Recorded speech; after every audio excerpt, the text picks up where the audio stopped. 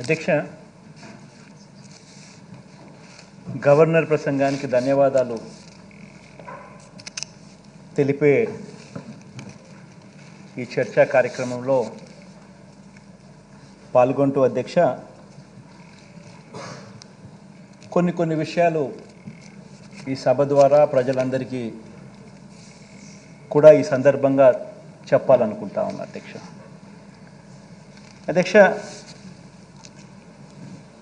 ఇక ఈ బడ్జెట్ సమావేశాలకు సంబంధించిన ప్రస్తావన వస్తే అధ్యక్ష, ఇది మన 6వ బడ్జెట్ సమావేశాలు అధ్యక్ష. ఈ సమావేశంలో మనం ప్రవేశపెట్టేది కేవలం ఓట్ ఆన్ అకౌంట్ బడ్జెట్ మాత్రమే ప్రవేశపెడతా ఉన్నాం.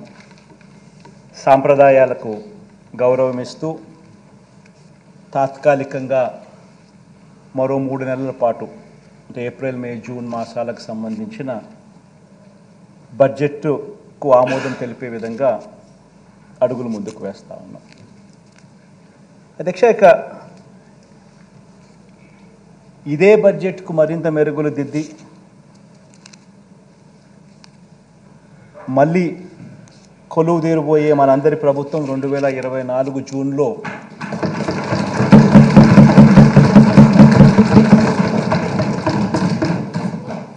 ఇదే సభలో అధ్యక్ష పూర్తిస్థాయి బడ్జెట్ను సమర్పిస్తుంది అని కూడా చెబుతూ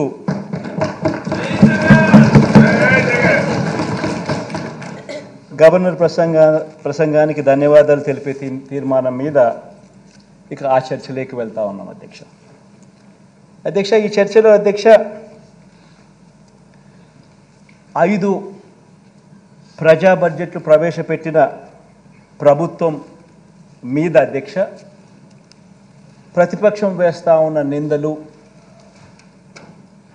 ఆ నిందలకు సంబంధించి వాస్తవాలు ఏమిటి అన్నది ఆ నిందలకు జవాబు చెబుతూ వాటికి సంబంధించిన నిందలవి ఏ రకంగా నిందలు అని చెప్పి తెలియజెప్పే కార్యక్రమంలో భాగంగా ఈ సభ ద్వారా రాష్ట్ర ప్రజలందరికీ కూడా కొన్ని విషయాలు చెప్పదలుచుకున్నాం అధ్యక్ష. ముందుగా అధ్యక్ష, రాష్ట్ర ఆర్థిక వ్యవస్థకు సంబంధించి 5 సంవత్సరాలలో ఈ 5 సంవత్సరాలలో అధ్యక్ష మనం ఎదుర్కొన్న సవాళ్ళను ఒకసారి గమనిస్తే అధ్యక్ష, ఎందుకనంటే అధ్యక్ష మనం అధికారంలోకి వచ్చే టయానికల్లా ఒక జటిలమైన పరిస్థితుల మధ్య అధికారంలోకి వచ్చిన తర్వాత అధ్యక్ష మనం ఎదుర్కొన్న సవాళ్ళు అధ్యక్ష బహుశా ఎప్పుడూ కూడా ఊహించని విధంగా జరిగాయి. రాష్ట్ర ఆదాయాలు తగ్గడం, అనుకోకుండా ఖర్చులు పెరగడం, కోవిడ్ మహమ్మారి అనేది ఎప్పుడూ కూడా దేశంలో కూడా ఎప్పుడు కూడా నాకు తెలిసినంత వరకు, నాకు ఊహకు తెలిసినంత వరకు ఇటువంటి పరిస్థితులు ఏదైనా ఉంటాయన్నది కూడా ఊహించలేదు. మామూలుగా రాష్ట్ర ఆదాయాలు ఎప్పుడూ కూడా ఈ సంవత్సరం రాష్ట్ర ఆదాయం ఎంత ఉంటే మరుసటి సంవత్సరం వచ్చేసరికి ఆ రాష్ట్ర ఆదాయం ఒక 10%, 15% పెరిగే పరిస్థితులే ఉంటాయి తప్ప ఎప్పుడూ కూడా రాష్ట్ర ఆదాయం ఇట్లా ఇంతుంటే నెక్స్ట్ సంవత్సరంకి వచ్చేసరికి రివర్స్ తగ్గడము అన్నది ఎప్పుడూ కూడా చూడలేదు అధ్యక్ష. అటువంటి విచిత్రమైన పరిస్థితులు చూసాం. కోవిడ్ మహమ్మారి, దానివల్ల అనూహ్యంగా కొన్ని ఖర్చులు ప్రజల ఆరోగ్యపరంగా అయితేనేమి, ప్రజలను ఆదుకునే విషయంలో అయితేనేమి కొన్ని ఖర్చులు అనూహ్యంగా పెట్టాల్సిన దానికన్నా, ఊహించిన దానికన్నా కూడా ఖర్చులు పెరిగిపోయిన పరిస్థితులు కూడా గమనించాం అధ్యక్ష. అదేవిధంగా అధ్యక్ష గమనించినట్లయితే అధ్యక్ష ఈ 5 సంవత్సరాలలో ఇంకా అనూహ్యమైన పరిస్థితులు ఏం చూసామనంటే అధ్యక్ష, కేంద్ర ప్రభుత్వం రాష్ట్రానికి ఇచ్చే పన్నుల వాటా అంటే డెవల్యూషన్స్ అంటాం, అంటే రాష్ట్రానికి హక్కుగా కేంద్రం వాళ్ళు కలెక్ట్ చేసిన ట్యాక్సుల గుండా రాష్ట్రానికి రావాల్సిన వాటా, ఈ రాష్ట్రానికి సంబంధించి ఈ కేంద్ర ప్రభుత్వం రాష్ట్రానికి ఇచ్చే ఈ పన్నుల వాటా అంటే ఈ డెవల్యూషన్స్ కూడా అధ్యక్ష మన 5 సంవత్సరాలు ఈ 5 సంవత్సరాల పీరియడ్ కనుక గమనించినట్టయితే అధ్యక్ష ఆ డెవల్యూషన్స్ కూడా తగ్గాయి. అంటే దానికి ముందు 5 సంవత్సరాలు చంద్రబాబు నాయుడు గారి పాలనలో ఉన్న 5 సంవత్సరాలతో ఈ 5 సంవత్సరాల పరిస్థితి ఏమిటి అని గమనిస్తే కేంద్రం నుంచి రావాల్సిన డెవల్యూషన్స్ కూడా మన రాష్ట్రానికే కాదు అన్ని రాష్ట్రాలకు కూడా రాష్ట్రానికి వచ్చి డెవల్యూషన్స్ కూడా తగ్గిన పరిస్థితుల్లో ఈ రాష్ట్రం ప్రయాణం చేసిందని కూడా మనం చూసిన పరిస్థితులు అధ్యక్ష. అదే రకంగా అధ్యక్ష, రాష్ట్రానికి అత్యంత కీలకమైన వ్యవసాయము, విద్య, మహిళా సాధికారత ఇటువంటి రంగాల మీద అధ్యక్ష గత ప్రభుత్వ విధానాల వల్ల రాష్ట్రం మీద దాని ఇంపాక్టు, ప్రజల మీద దాని ఇంపాక్టు ఎంత తీవ్ర స్థాయిలో దాని పడింది అటువంటి పరిస్థితుల్లో కూడా మనం ప్రయాణం చేస్తూ రాష్ట్రాన్ని 5 సంవత్సరాలలో ఈ ముందుకు నడపవలసిన పరిస్థితి వచ్చింది అధ్యక్ష. ఇక 4వది అధ్యక్ష, రాష్ట్ర విభజన తర్వాత ఇప్పటికీ కూడా అధ్యక్ష మనం ఎదుర్కొంటున్న ఇబ్బందులు మనల్ని ఇప్పటికి కూడా ఇప్పటికి కూడా మనల్ని వెంటాడుతూ ఉన్న రెవెన్యూ లోటు, ఇవన్నీ కూడా ఈ 5 సంవత్సరాలలో అనూహ్య పరిస్థితుల మధ్య ఇటువంటి అన్ని పరిస్థితులను అధిగమించి ఈ 5 సంవత్సరాలలో ఒక గొప్ప పాలన చేయగలిగాము అని చెప్పి కూడా గర్వంగా కూడా చెప్పగలను అధ్యక్ష. ఇక నేను చెప్పిన ఈ 4 అంశాలకు సంబంధించి అధ్యక్ష ఒకసారి గమనించినట్లే అయితే అధ్యక్ష, కోవిడ్ అధ్యక్ష, ఈ కోవిడ్కి సంబంధించి ఈ కోవిడ్ కారణంగా అధ్యక్ష ఈ 2 ఆర్థిక సంవత్సరాలు ప్రపంచంతో పాటు మనం కూడా అధ్యక్ష అనేక సవాళ్ళను ఎదుర్కోవాల్సిన పరిస్థితి వచ్చింది అధ్యక్ష. రాష్ట్ర ఆదాయాలు దాదాపుగా 66,000 కోట్ల రూపాయలు మనం కోల్పోయాం అధ్యక్ష ఈ 2 సంవత్సరాలలో. కోవిడ్కి సంబంధించి ఈ 3 సంవత్సరాలు 2019 నుంచి 2022 వరకు 2019 నుంచి 2022 వరకు ఈ 3 సంవత్సరాలు ఒకసారి గమనించినట్టయితే అధ్యక్ష రాష్ట్రానికి సంబంధించిన ఆదాయాలు మనకు రావాల్సిన ఆదాయాలు దాదాపుగా 66,116 కోట్ల రూపాయలు నష్టపోయిన పరిస్థితి మనం కనపడతా ఉంది అధ్యక్ష.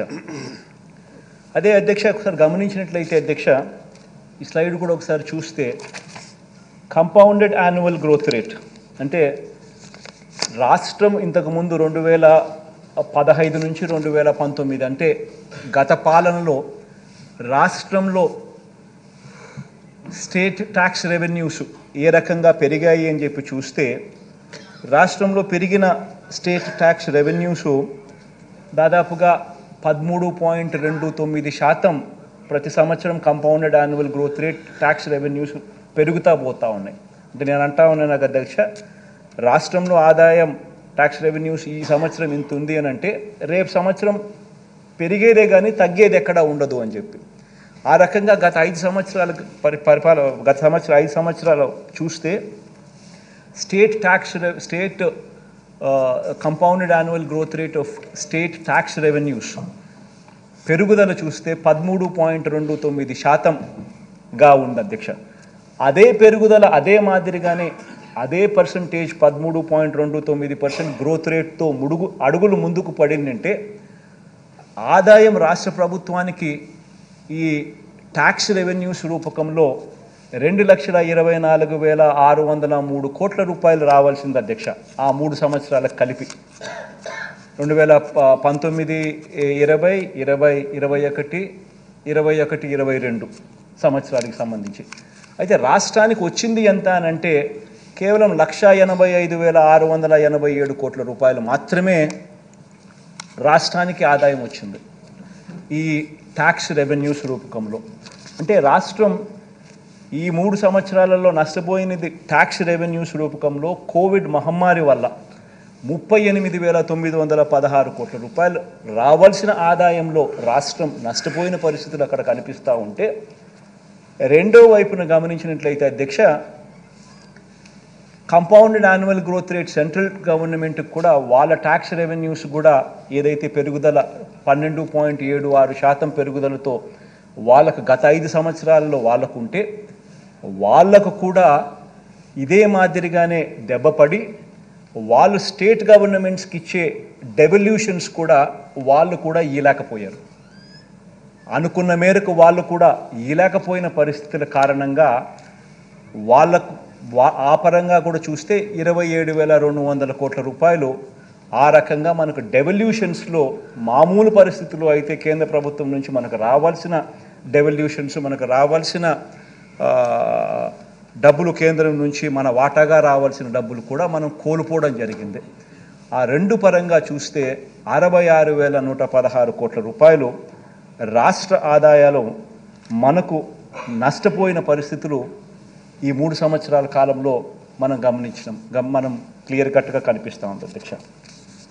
ఇలా కోల్పోయిన ఆదాయంలో అధ్యక్ష సొంత పన్నుల రాబడి ఉంది, అలాగే కేంద్ర పన్నులలో రావాల్సిన వాటా కూడా రెండు కూడా ఉంది అధ్యక్ష. ఆదాయాలు కోల్పోవడం, ఖర్చుల భారం పెరగటం, తద్వారా అప్పులు పెరగటం, ఇవన్నీ కూడా ఒక గొలుసు కట్టగా ప్రపంచంలోని దాదాపు అనేక దేశాల ఆర్థిక వ్యవస్థలను కుదిపేయడం కూడా మనం అంతా కూడా గమనించాం. దీనివల్ల ఏం జరిగింది అని అంటే అధ్యక్ష, దీని ఇంపాక్ట్ ఆఫ్ దిస్ ఇస్ ఆదాయాలు కోల్పోవడం, ఖర్చులు పెరగడం. ఈ రెండిటి వల్ల ఏం జరిగింది అని అంటే ఏం జరిగిందనంటే దేశమే కాదు అధ్యక్ష, ఇతర దేశాలు కూడా, including our country, including every state, including country, including దేశాలు కూడా, అందరూ కూడా అప్పులు పెరగటం, ఇవన్నీ కూడా ఒక గొలుసు కట్టుగా ప్రపంచంలోని దాదాపు అనేక దేశాల ఆర్థిక వ్యవస్థలను కుదిపేయటం కూడా మనం అంతా చూసాం. మన దేశంలో కూడా చాలా రాష్ట్రాలు, మన రాష్ట్రం గురించి తర్వాత చెప్తాను ఎంత మెరుగ్గా మనం చేశామన్నది. బట్ దీని కారణం, దీని రామిఫికేషన్స్ ఏమిటి అని అంటే ఆదాయాలు కోల్పోవడం, ఖర్చులు పెరగటం, తద్వారా అప్పులు పెరగటం, ఇవన్నీ కూడా ఒక గొలుసు కట్టుగా ప్రపంచంలోని దేశమే కాకుండా ప్రపంచంలోని అన్ని దేశాల పరిస్థితి కూడా అదే అయింది. అలాంటి పరిస్థితుల్లో అధ్యక్ష కేంద్ర ప్రభుత్వానికి సంబంధించిన గుణాంకాలు కూడా ఒకసారి మనమంతా కూడా గమనికలో తీసుకుంటే, కేంద్ర ప్రభుత్వం అధ్యక్ష 2013-14లో అధ్యక్ష వాళ్ళకు సంబంధించిన డెట్ టు జీడిపి రేషియో, అంటే వాళ్ళకు సంబంధించిన డెట్ టు జీడిపి రేషియో 2013-14లో అది 50% ఉంటే అధ్యక్ష, వారు అనుసరించిన విధానాల వల్ల దాన్ని 2018-19 సంవత్సరానికి వచ్చేసరికి డెట్ టు జీడిపి రేషియోను తగ్గించగలిగారు. 50% 2013-14 ఉంటే 48% దాన్ని తీసుకొని రాగలిగారు. రకరకాల పద్ధతుల్లోనూ, రకరకాల ఫిస్కల్ డిసిప్లినరీ మెజర్స్ తీసుకుంటూ, మేనేజ్ చేసుకుంటూ. కానీ ఎప్పుడైతే ఈ కోవిడ్ వచ్చిందో అప్పుడు నువ్వు గమనించినట్టయితే అధ్యక్ష 2019-20 మీరు ఒకసారి గమనించినట్టయితే చూస్తే ఏకంగా 2019-20 48 కాస్త 58 నుంచి 61% ఏకంగా డెట్ టు జీడిపి కేంద్ర ప్రభుత్వానికి సంబంధించి పెరుగుదల కనిపిస్తూ ఉంది. అంటే ఏకంగా డెట్ టు జీడిపి ఏకంగా 48% నుంచి ఏకంగా 61%కి పోయి ఇవాళకి కూడా 2023-24లో కూడా 57%లో అది ఈ రోజుకి కూడా ప్రయాణం కనిపిస్తూ ఉంది అధ్యక్ష. ఇక రెండో అంశం అధ్యక్ష, కేంద్ర ప్రభుత్వం రాష్ట్రానికి ఇచ్చే పన్నుల వాటా కూడా ఒకసారి గమనించినట్టయితే అధ్యక్ష, స్లైడ్ నెంబర్ 3 మా,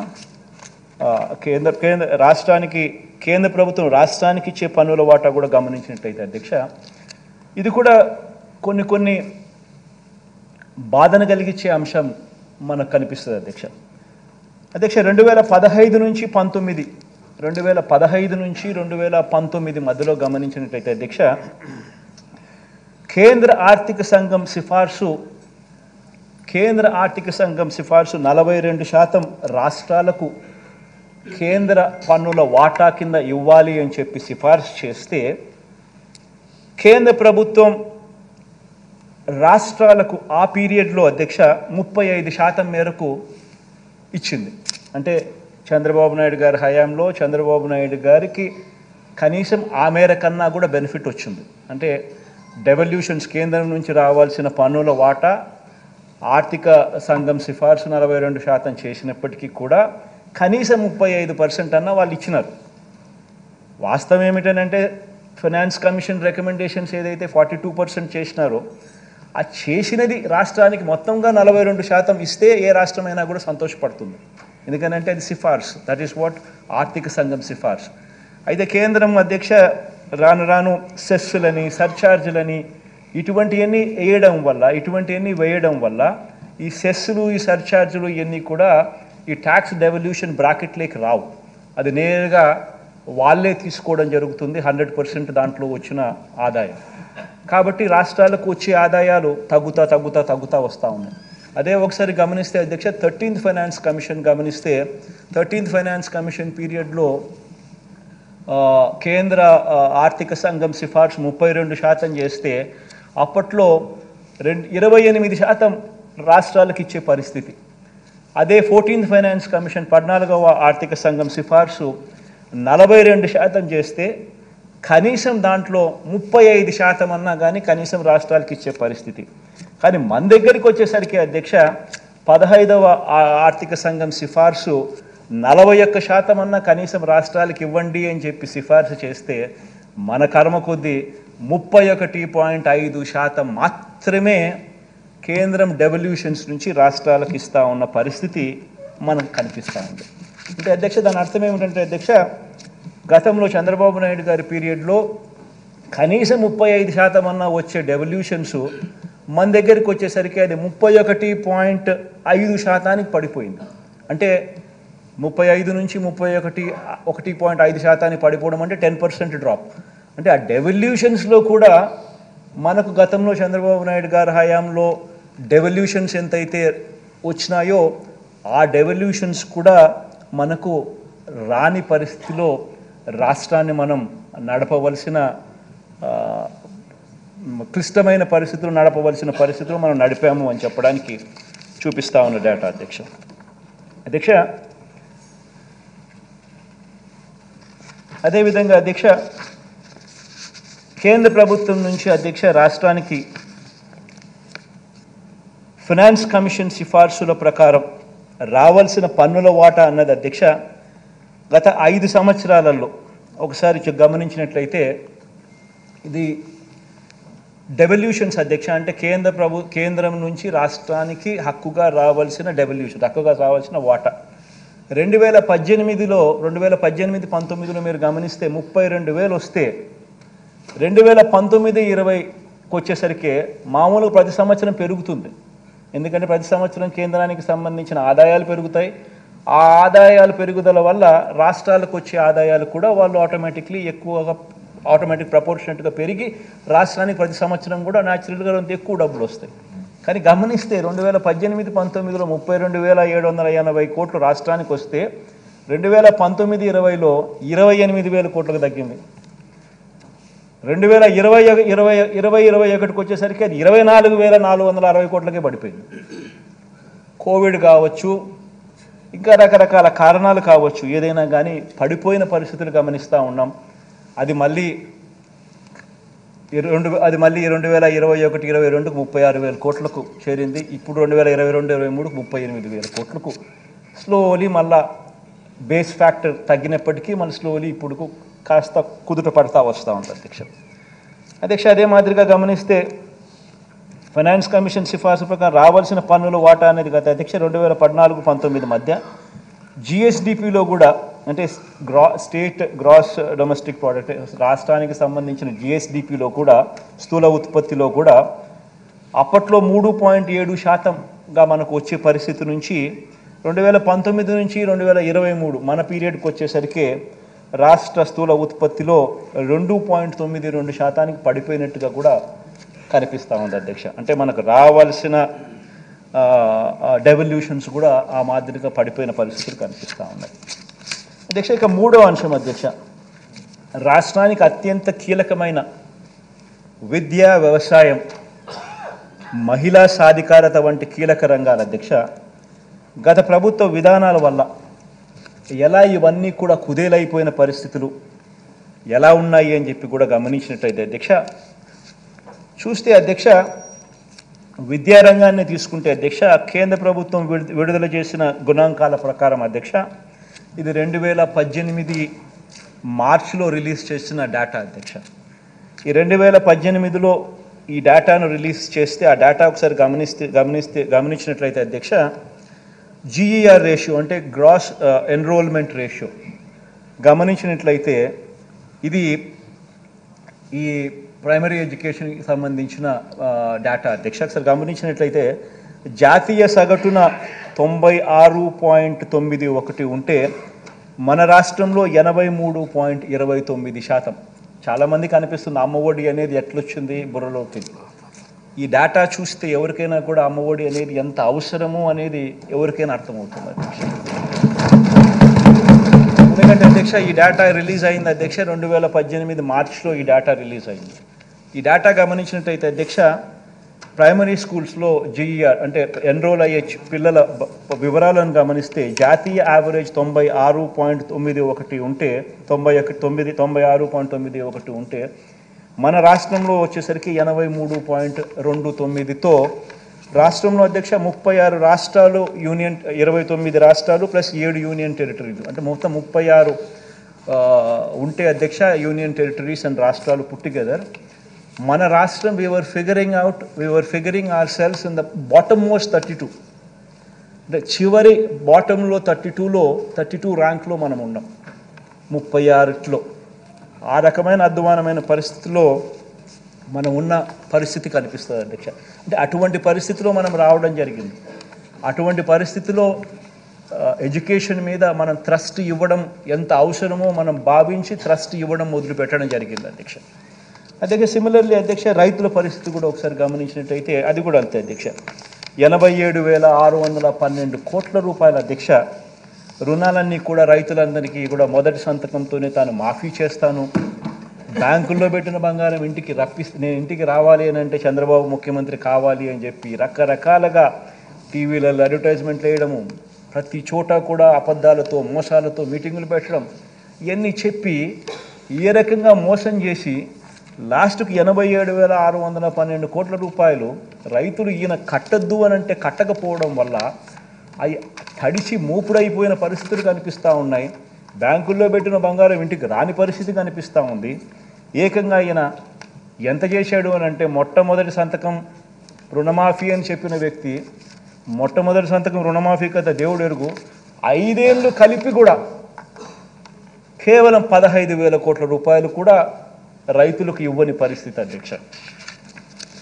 దీంతో రైతులు జీవితాలే నిజంగానే అగమ్యగోచరంగా కూడా తయారైన పరిస్థితులు కూడా మనమంతా మన కళ్ళతోనే మనం చూసాం.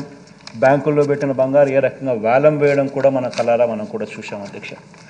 అదే మాదిరిగా అధ్యక్ష పొదుపు సంఘాలకు సంబంధించి కూడా అదే పరిస్థితి.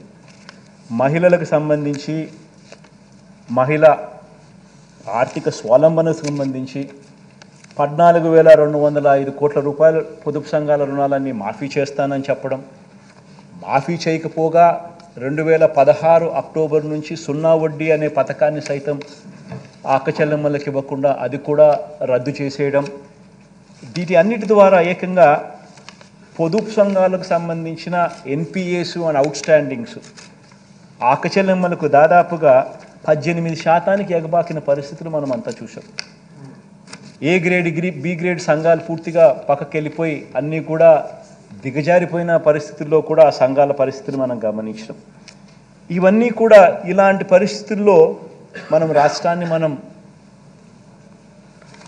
మన పరిపాలన చేసే కార్యక్రమం మనం ముందుకు వేయాల్సి వచ్చింది. దానికి తగ్గట్టుగానే మహిళలకు సంబంధించి వాళ్ళ కాళ్ళ మీద నిలబెట్టే దిశగా ప్రతి అడుగు కూడా ఇలాంటి పరిస్థితుల్లో వేయాల్సి వచ్చింది అధ్యక్ష. ఇక మనం అధికారంలోకి వచ్చేసరికి అధ్యక్ష పరిస్థితులు గమనించినట్లయితే ఇంకొక న్యాయమైన పరిస్థితిలో మనం ఎక్కడ అధికారంలోకి వచ్చినామంటే అధ్యక్ష రాష్ట్ర విభజన తర్వాత ఇప్పటికీ కూడా అధ్యక్ష మనం ఎదుర్కొంటున్న అనేక ఇబ్బందుల్లో అధ్యక్ష మనల్ని వెంటాడుతూ ఉన్న రెవెన్యూ లోటును, ఆ రెవెన్యూ లోటుకు మూలాలను కూడా ఒకసారి గమనించినట్లయితే అధ్యక్ష 60 ఏళ్ళుగా అధ్యక్ష మనమంతా కూడా కలిసికట్టుగా ఉమ్మడి ఆస్తిగా నిర్మించుకున్న హైదరాబాద్ నగరం అధ్యక్ష. It's an economic power house అధ్యక్ష. నేను మాటికి నేను విశాఖపట్నం అని ఎందుకు చెప్తాను అని అంటే ఎందుకు అంతగా దాని గురించి ప్రస్తావిస్తానంటే దానికి కారణం ఏంటి అధ్యక్ష, ప్రతి రాష్ట్రానికి ఒక ఎకనామిక్ పవర్ హౌస్ ఉండాలి. ఒక ఎకనామిక్ పవర్ హౌస్ అనేది రాష్ట్రానికి లేకపోతే ఒక హైదరాబాదో ఒక బెంగళూరు ఒక చెన్నైయో ఇటువంటి నగరాలు ఏ రాష్ట్రానికైనా లేకపోతే రాష్ట్రానికి సంబంధించిన ఆదాయాలు ఎప్పటికీ పెరగవు. రాష్ట్రానికి సంబంధించిన ఆదాయాలు ఎప్పటికీ కూడా పెరగవు. దానికి నిదర్శనమే అధ్యక్ష ఏ రకంగా మనం హైదరాబాద్ కోల్పోయి ఏ రకంగా మనం నష్టపోయినాము అని చూపించే డేటా అధ్యక్ష విభజన కారణంగా అధ్యక్ష ఒకసారి గమనించినట్లయితే అధ్యక్ష దాంట్లో స్లైడ్ గమనించినట్లయితే అధ్యక్ష విభజన కారణంగా అధ్యక్ష స్థూల ఉత్పత్తి పరంగా అంటే జిఎస్డిపి పరంగా ఒకసారి గమనించినట్లయితే కంబైన్డ్ రాష్ట్రానికి సంబంధించిన జిఎస్డిపి 17,31,148 కోట్లు 2018-19లో ఉంటే 50% మనకు తెలంగాణకు ఇంకొక 50% కనిపిస్తూ ఉంది. కానీ అక్కడ చూడాల్సింది ఏమిటంటే అధ్యక్ష ఆ 50% 58% జనాభాకు, ఈ 50% 42% జనాభాకు. ఇది చాలా చాలా ఇంపార్టెంట్ అంశం అధ్యక్ష. ఎందుకంటే దీని ఇంపాక్ట్ ఏమిటి అని అంటే రాష్ట్రం ప్రతి సంవత్సరం 13,000 కోట్లు నష్టపోతుంది. 58% జనాభాకు 50% జిఎస్డిపిలో వాటా, ఇంకొక 50% వాటా 42% జనాభాకు. The impact of that is రాష్ట్రం 13,000 కోట్ల రూపాయలు నష్టపోతూ ఉన్న పరిస్థితి ప్రతి సంవత్సరం. ఇంకా ఒక సైడ్ గమనించినట్టయితే అధ్యక్ష జనాభా చూస్తే మంది 5,14,00,000 2018-19లో, తెలంగాణలో 3,63,00,000. అది జనాభా పరంగా కనిపిస్తూ ఉంది. రాష్ట్ర విభజన వల్ల అధ్యక్ష తలసరి ఆదాయం తగ్గిపోయింది. తలసరి ఆదాయం అధ్యక్ష రాష్ట్ర విభజన వల్ల తెలంగాణలో 2,36,000 తలసరి ఆదాయంగా అక్కడ వాళ్ళకుంటే మన ఆదాయం 1,69,000 మాత్రమే ఉన్న పరిస్థితి మనకు కనిపిస్తూ ఉంది, మన తలసరి ఆదాయం అధ్యక్ష. అదే రకంగా అధ్యక్ష స్టేట్స్ ఓన్ ట్యాక్స్ రెవెన్యూస్ అంటే రాష్ట్రానికి ట్యాక్సుల రూపాన వచ్చే ఆదాయాన్ని కూడా ఒకసారి గమనించినట్లయితే అది కూడా చూస్తే అధ్యక్ష 2018-19కి వచ్చేసరికి ఆంధ్ర రాష్ట్రం 58% జనాభా పెట్టుకొని స్టేట్స్ ఓన్ ట్యాక్స్ రెవెన్యూస్ 58,000 కోట్లు అయితే, తెలంగాణ 42% జనాభా పెట్టుకొని వాళ్ళ స్టేట్స్ ఓన్ రెవెన్యూస్ 65,000 కోట్లు. తక్కువ జనాభాకు ఎక్కువ ఆదాయం, ఎక్కువ జనాభాకు తక్కువ ఆదాయం స్టేట్స్ ఓన్ రెవెన్యూస్ పరిస్థితి కూడా ఆ మాదిరిగా కనిపిస్తూ ఉంది అధ్యక్ష. ఇక్కడ మోస్ట్ ఇంపార్టెంట్ ఆస్పెక్ట్ ఏంటంటే అధ్యక్ష బాయన్సీ అధ్యక్ష. ట్యాక్స్ బాయన్సీ అనేది వెరీ వెరీ ఇంపార్టెంట్ అంశం. అంటే ఎక్కడికైనా కూడా ఎప్పుడైనా కూడా ట్యాక్సులు ఎప్పుడు పెరుగుతాయి అని అంటే అగ్రేరియన్ ఎకానమీగా ఉన్న మనలాంటి రాష్ట్రాలలో ట్యాక్స్లలో పెరుగుదల తక్కువ ఉంటుంది అధ్యక్ష. ఈ సర్వీసెస్ సెక్టర్ ఎక్కడైతే ఉంటుందో ఈ పెద్ద పెద్ద సిటీస్లో ఈ ఈ ఈ కంప్యూటర్స్ కానీ ఈ ఐటీ కానీ ఇవన్నీ ఎక్కడైతే ఈ సర్వీసెస్ సెక్టర్స్ ఎక్కడైతే ముమ్మరంగా ఉంటుందో ఈ సిటీస్లో అక్కడ tax revenues buoyancy for tax revenues అనేది ఎక్కువ ఉంటుంది. గమనించినట్లయితే అధ్యక్ష ఆ బాయన్సీ ఆఫ్ ట్యాక్స్ రెవెన్యూస్, అందుకే నేను విశాఖపట్నం అని చెప్పి అంత గట్టిగా ఎందుకు అంతగా చెప్తా ఉంటాను అంటే దానికి కారణం అది అధ్యక్ష. ఒకసారి నేషనల్ ఒకసారి నేషన్ యాజ్ అ హోల్గా ఒకసారి గమనించినట్లయితే అధ్యక్ష contribution into GDP from agriculture sector గమనిస్తే 18%. అగ్రికల్చర్ నుంచి జీడిపికి కాంట్రిబ్యూషన్ నేషన్ వైడ్ గమనిస్తే 18% ఉంటే తెలంగాణలో 17% అనుకుంటా. ఆ మాదిరిగా ఉంటే మన రాష్ట్రంలో అగ్రికల్చర్ నుంచి జీడిపికి కాంట్రిబ్యూషన్ 34%. దీనివల్ల ఏమవుతుందనంటే అధ్యక్ష, దీనివల్ల ఏం జరుగుతుందనంటే మంది రైతులతో కూడిన ఎకానమీ. సో దీనివల్ల ఏమవుతుందనంటే ability to generate tax revenues మనకు తగ్గుతుంది.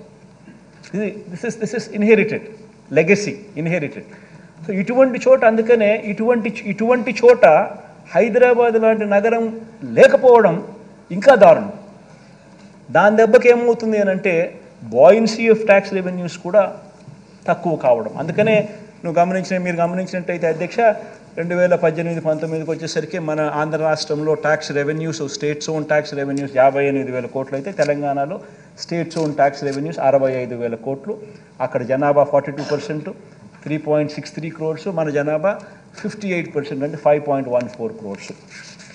ఇటువంటి ఈ లెగసీ ఎంత దూరం తీసుకొని పోతుందని అంటే అధ్యక్ష, ఈ 58% జనాభాకు స్టేట్స్ ఓన్ ట్యాక్స్ రెవెన్యూస్ 58,000 కోట్లు, ఈ 42% జనాభాకు స్టేట్స్ ఓన్ ట్యాక్స్ రెవెన్యూస్ 65,000 కోట్లు కలెక్ట్ చేసే పరిస్థితిలో ట్రాన్స్లేట్ చేస్తే అధ్యక్ష, రాష్ట్ర ప్రభుత్వం ఈ విభజన వల్ల నష్టపోయింది ఎంత అని అంటే సంవత్సరానికి 13,000 కోట్ల రూపాయలు ఆదాయాల పరంగా మనం నష్టపోయిన పరిస్థితి క్లియర్గా కనిపిస్తూ ఉంటుంది అధ్యక్ష. అధ్యక్ష, ఒక్కొక్కసారి బాధ అనిపిస్తుంది అధ్యక్ష, ఎందుకంటే 13,000 కోట్ల రూపాయలు ప్రతి సంవత్సరం రాష్ట్ర ప్రభుత్వానికి అదనపు ఆదాయంగా వచ్చే పరిస్థితి ఇలానే కొనసాగిందంటే చంద్రబాబు నాయుడు గారు 5 సంవత్సరాలు అంటే 65,000 కోట్లు, మన ఈ 5 సంవత్సరాలు అని అంటే దాదాపుగా 130,000 కోట్లు మనకి అదనపు ఆదాయం చేతిలో ఉండిండు. ఈ అదనపు ఆదాయం 130,000 కోట్లు మన దగ్గర ఉండింటే మనం ఏమేమో చేసే అవకాశం మనకు కూడా ఎంతగానో వెసులుబాటు ఉండేది. కానీ ఆ వెసులుబాటు అన్యాయంగా మన దగ్గర నుంచి ఆ వెసులుబాటు తీసేయడమే కాకుండా కనీసం ప్రత్యేక హోదా అన్న అంశం అన్న కనీసం చట్టంలో అన్న కనీసం రాసిందంటే, కనీసం చట్టంలో అన్న కనీసం పెట్టుంటే రాష్ట్రాన్ని విడగొట్టేటప్పుడు కనీసం మనం కోర్టుకు పోయినా కానీ కనీసం తెచ్చుకునే అవకాశం ఉండేది. రాష్ట్రాన్ని అడ్డగోలుగా విడగొట్టడమే కాకుండా దాన్ని ప్రత్యేక హోదాను కనీసం చట్టంలో కూడా చేర్చలేదు. దీని దెబ్బకు మన మీద ఆధారపడి ఉండే కేంద్ర ప్రభుత్వం కేంద్రంలో వస్తే తప్పనిచ్చి మన కర్మ కొద్దీ మనకు ప్రత్యేక హోదా అనేది ఒక ఎండమావిగా తయారై కనిపిస్తూ ఉంది అధ్యక్ష. నిజంగా ఒక్కొక్కసారి బాధ అనిపిస్తుంది. కేంద్రంలో ఉన్న ఏ ప్రభుత్వం వచ్చినా కూడా వాళ్ళకు అబ్సల్యూట్ నెంబర్లు రాకూడదు అని చెప్పి మనస్ఫూర్తిగా కూడా కోరుకుంటా ఉన్నాం. కనీసం మన సపోర్ట్తో అన్న డిపెండ్ అయ్యే ప్రభుత్వం వచ్చింది అని అంటే కనీసం ప్రత్యేక హోదా అన్న ఇస్తారేమో అని ఆశ. అన్ఫార్చునేట్గా విడగొట్టడమే ఒక అన్యాయం అయితే కనీసం రాష్ట్ర విభజన చట్టంలో దాన్ని పెట్టకపోవడం ఇంకా దారుణం అధ్యక్ష. మన కళ్ళ ఎదుటే కూడా ఇంత దారుణమైన పరిస్థితులు కూడా చూసాం అధ్యక్ష. ఇటువంటి పరిస్థితుల మధ్య ఇన్ని పరిస్థితుల మధ్య, ఇన్ని ఇబ్బందుల మధ్య, ఇన్ని సవాళ్ళ మధ్య మన ఆర్థిక వ్యవస్థను అధ్యక్ష గత 57 నెలలుగా మనం నడుపుకుంటూ ముందడుగులు వేస్తూ వచ్చాం. ఇటువంటి పరిస్థితుల మధ్య అధ్యక్ష ఏ రకమైన సవాళ్ళు మనం ఎదుర్కొన్నాము, ఈ సవాళ్ళల్లో మనం ఏ రకంగా అడుగులు ముందుకు వేశాము అనేది గమనిస్తే అధ్యక్ష, దేవుడి దయ వల్ల ఇన్ని సమస్యలు మనం ఎదురున్నా, ఇన్ని సమస్యలు మనకున్నా కూడా అధ్యక్ష మన ప్రయాణంలో అధ్యక్ష ఈ 57 నెలల మన ప్రయాణంలో అధ్యక్ష గర్వంగా కూడా చెప్పగలుగుతాం అధ్యక్ష. ఎక్కడా కూడా కరప్షన్ లేకుండా పూర్తిగా వ్యవస్థను మొత్తం ప్రక్షాళన చేసి,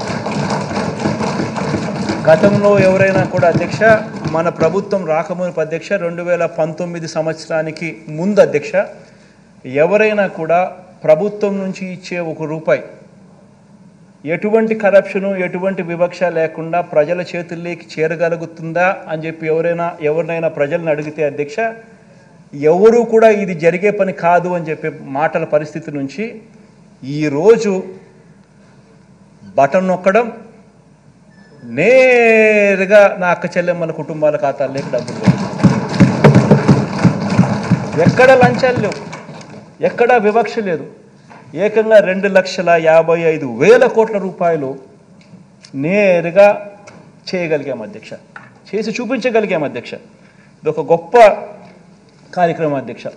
దీనికి తోడు అధ్యక్ష నాన్ డీబీటీ స్కీమ్స్ కూడా ఒకసారి గమనించినట్లయితే, నెక్స్ట్ స్లైడ్ అమ్మా, స్లైడ్ 8 తీసుకుందాం. నాన్ డీబీటీ స్కీమ్స్ కూడా ఒకసారి గమనించినట్లయితే అధ్యక్ష, నాన్ డీబీటీ స్కీమ్స్లో అంటే మన హౌస్ సైట్స్, ఈ విద్యా కానుక, ఈ ట్యాబ్స్, ఈ పవర్ సప్లై, ఈ సంపూర్ణ పోషణం, గోరుముద్ద, ఈ పీడిఎస్ రైసు, ఇటువంటి నాన్ డీబీటీ స్కీమ్స్ కూడా పరిగణలోకి తీసుకుంటే, ఇళ్ల స్థలాలు ఇటువంటివన్నీ తీసుకుంటే అధ్యక్ష 1,07,000 కోట్ల రూపాయలు నాన్ డీబీటీ కింద కూడా ఇచ్చినాం. ఇదే మనం market value of house sites కనుక తీసుకుంటే దాదాపుగా 1,76,000 కోట్లు అవుతుంది. కనీసం అంటే మనం ఎందుకంటే అధ్యక్ష మనం మనం ఇంటి స్థలాలు ఇచ్చిన తర్వాత దాన్ని లేఅవుట్ చేసిన తర్వాత అక్కడ ఇల్లు కట్టించే కార్యక్రమం ఏమైనా చేసే కొద్దీ ఆటోమేటిక్లీ హౌస్ సైట్స్ విలువ ఆటోమేటిక్లీ 2.5 లక్షల నుంచి 20 లక్షల దాకా ఆ ఇంటి విలువ కట్టిన తర్వాత పెరిగే పరిస్థితుల్లో కనీసం 2.5 లక్షలు తీసుకున్నా కూడా అదొక మరో 60,000 కోట్ల రూపాయలు అక్కడే క్లియర్ కట్గా పెరుగుదల కనిపిస్తుంది అధ్యక్ష మీకు గొప్పగా చేయగలిగామని చెప్పి కూడా ఈ సందర్భంగా చెప్పగలుగుతున్నాను అధ్యక్ష ఇక రెండో అంశం అధ్యక్ష ఇక మనందరి ప్రభుత్వంలో అధ్యక్ష జనరల్గా కూడా ఈ మనకు శత్రువులు ఎక్కువ అధ్యక్ష అన్ఫార్చునేట్గా ఈనాడు ఆంధ్రజ్యోతి TV5 గోల చేసేవాళ్ళు కూడా ఎక్కువే ఒకే అబద్ధాన్ని 100 సార్లు చెప్పిందే చెప్పి అదే నిజమని చెప్పి భ్రమ కల్పించే కార్యక్రమం చేసేవాళ్ళు కూడా మనకు అన్ఫార్చునేట్గా మనకు ఎక్కువే. ఇటువంటి వ్యక్తులతో మనం యుద్ధం చేస్తూ ఉంటాం అధ్యక్ష. ఇక్కడ వీళ్ళందరూ అధ్యక్ష చేసే ఇంకొక ఆరోపణ అధ్యక్ష మన మీద మనందరి ప్రభుత్వంలో సంక్షేమ పథకాలే ఎక్కువ, క్యాపిటల్ ఇన్వెస్ట్మెంట్ అనేది తక్కువ అని ఎప్పుడు కూడా మన మీద ఇంకొక ఆరోపణ ఎప్పుడు చేస్తూ ఉంటారు. క్యాపిటల్ ఇన్వెస్ట్మెంట్ మీద మనం తక్కువ ఖర్చు చేస్తూ ఉన్నాం, జగన్ ఎంతసేపు ఉన్న బట్టలను మాత్రమే నొక్కుతాడు అని చెప్పి మన మీద ఇంకొక ఆరోపణ కూడా చేస్తారు అధ్యక్ష. ఇది కూడా శుద్ధ అబద్ధం అధ్యక్ష, ఇది కూడా శుద్ధ అబద్ధం అని చెప్పే ఫిగర్స్ అధ్యక్ష. ఇదంతా ఈ ఫిగర్లన్నీ కూడా all these figures are CAG reports budget documents అన్ని రిపోర్ట్స్ ఇవన్నీ.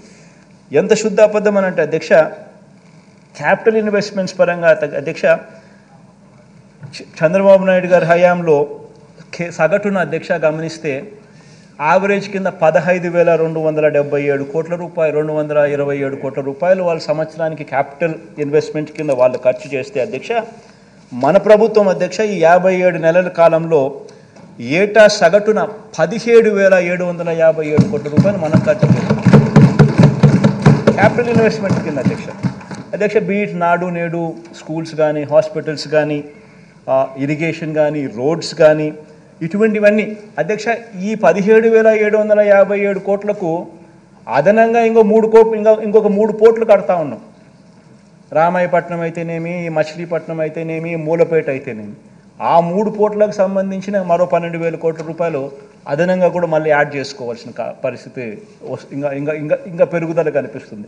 ఆ 12,000 కోట్లలో కూడా ఖర్చు చేయడం ఆల్రెడీ మొదలుపెట్టాం. దానికి సంబంధించిన ఖర్చు కూడా ఇంకా అడిషనల్గా యాడ్ అవుతూ పోతూ ఉంటాం. బట్ అది తీసుకోలేదు అధ్యక్ష. తీసుకోకుండానే ఈ 17,757 కోట్ల రూపాయలు ఆ 3 పోర్ట్స్ పక్కన పెట్టి కూడా ఈ 17,757 కోట్ల రూపాయలు 17,757 కోట్ల రూపాయలు మనం క్యాపిటల్ ఇన్వెస్ట్మెంట్ కింద మన ప్రభుత్వం సంవత్సరానికి ఖర్చు పెడతా ఉన్న అమౌంట్ అధ్యక్ష. ఇంకొక ప్రధానమైన మన మీద మనకు పడని వాళ్ళు, మనకు గిట్టని వాళ్ళు, the so called Eenadu, the so called Andhrajyothy, the so called TV5 ఎవరైతే ఈ అబద్ధాల బ్యాచ్ ఎవరైతే ఉన్నారో అధ్యక్ష వీళ్ళు మన మీద చేసే ఇంకొక ఆరోపణ అధ్యక్ష మనం రాష్ట్ర ప్రభుత్వం ఎక్కువ అప్పులు చేసిందని, రాష్ట్ర ప్రభుత్వం విపరీతంగా జగన్ హయాంలో అప్పులు చేసిందని వాళ్ళు ఇష్టం వచ్చిన నెంబర్లు కూడా చెప్తూ ఉంటాడు అధ్యక్ష. వాడు 10 లక్షల కోట్లు అంటాడు, వాడు 13 లక్షల కోట్లు అంటాడు. నోటికి హద్దు పొద్దు లేదు. నోరు ఏ మాదిరిగా తిరిగితే ఆ మాదిరిగా చెప్పే కార్యక్రమాలు జరుగుతూ ఉన్నాయి అధ్యక్ష.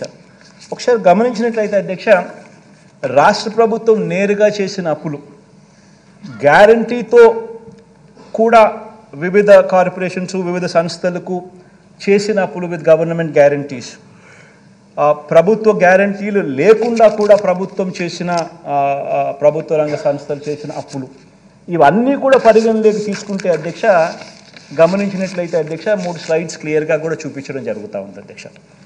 ఇవన్నీ కూడా తీసుకుంటే అధ్యక్ష విభజన నాటికి గమనిస్తే అధ్యక్ష ఫస్ట్ కాలం అధ్యక్ష విభజన నాటికి స్టేట్ గవర్నమెంట్ డెట్, తర్వాత రెండో కాలంలో విభజన నాటికి 1,18,050 కోట్లు స్టేట్ గవర్నమెంట్ డెట్ ఉంటే అధ్యక్ష స్టేట్ గవర్నమెంట్ గ్యారంటీడ్ డెట్ మరో 14,000 కోట్లు. మొత్తంగా చూస్తే debt government state government debt, state government guaranteed debt రెండు కలిపితే 1,32,000 రాష్ట్ర విభజన టయానికి ఉంటే చంద్రబాబు నాయుడు గారు మే 2019 అంటే తను దిగిపోయేసరికి మే 2019లో ఆయన దిగిపోయాడు అధ్యక్ష. మన ప్రభుత్వం వచ్చింది జూన్లో వచ్చినాం. మనం వచ్చేదాకా కూడా చంద్రబాబు నాయుడు హయాంలో ఒకసారి గమనించినట్టయితే తర్వాత 1,32,000 non government guarantee det of public sector undertakings అవి కూడా కలుపుకుంటే అధ్యక్ష ఇంకొక 21,000 కూడా అది కూడా కలుపుకుంటే టోటల్గా ఏ రకమైన నువ్వు ఏ భూతద్దం వేసినా ఏం మ్యాగ్నిఫైయింగ్ లెన్స్ పెట్టి ఏం ఎతికినా ఏమున్నా కానీ స్టేట్ గవర్నమెంట్ డెట్ కానీ స్టేట్ గవర్నమెంట్ గ్యారంటీ డెట్ కానీ స్టేట్ గవర్నమెంట్ గ్యారంటీ లేకుండా తెచ్చిన డెట్ కానీ పబ్లిక్ సెక్టర్ అండర్టేకింగ్స్ తెచ్చిన డెట్ కానీ ఏది తీసుకున్నా కూడా అధ్యక్ష రాష్ట్ర విభజన టయానికల్లా 1,53,000 కోట్లు డెట్ ఉంటే చంద్రబాబు నాయుడు గారి హయాం దిగిపోయే టయానికి 4,12,288 కోట్ల రూపాయలు చేసి దాన్ని ఆయన దిగిపోయాడు. అంటే 1,53,000 కోట్లను కాస్త 4,12,288 కోట్ల రూపాయలు చేర్చి ఆయన దిగిపోతే మనం 4,12,000 కోట్ల రూపాయలు డెట్తో మన ప్రయాణం ప్రారంభించాం. ఇప్పుడు అది 7,03,000 కోట్లకు డెట్ కనిపిస్తూ ఉంది.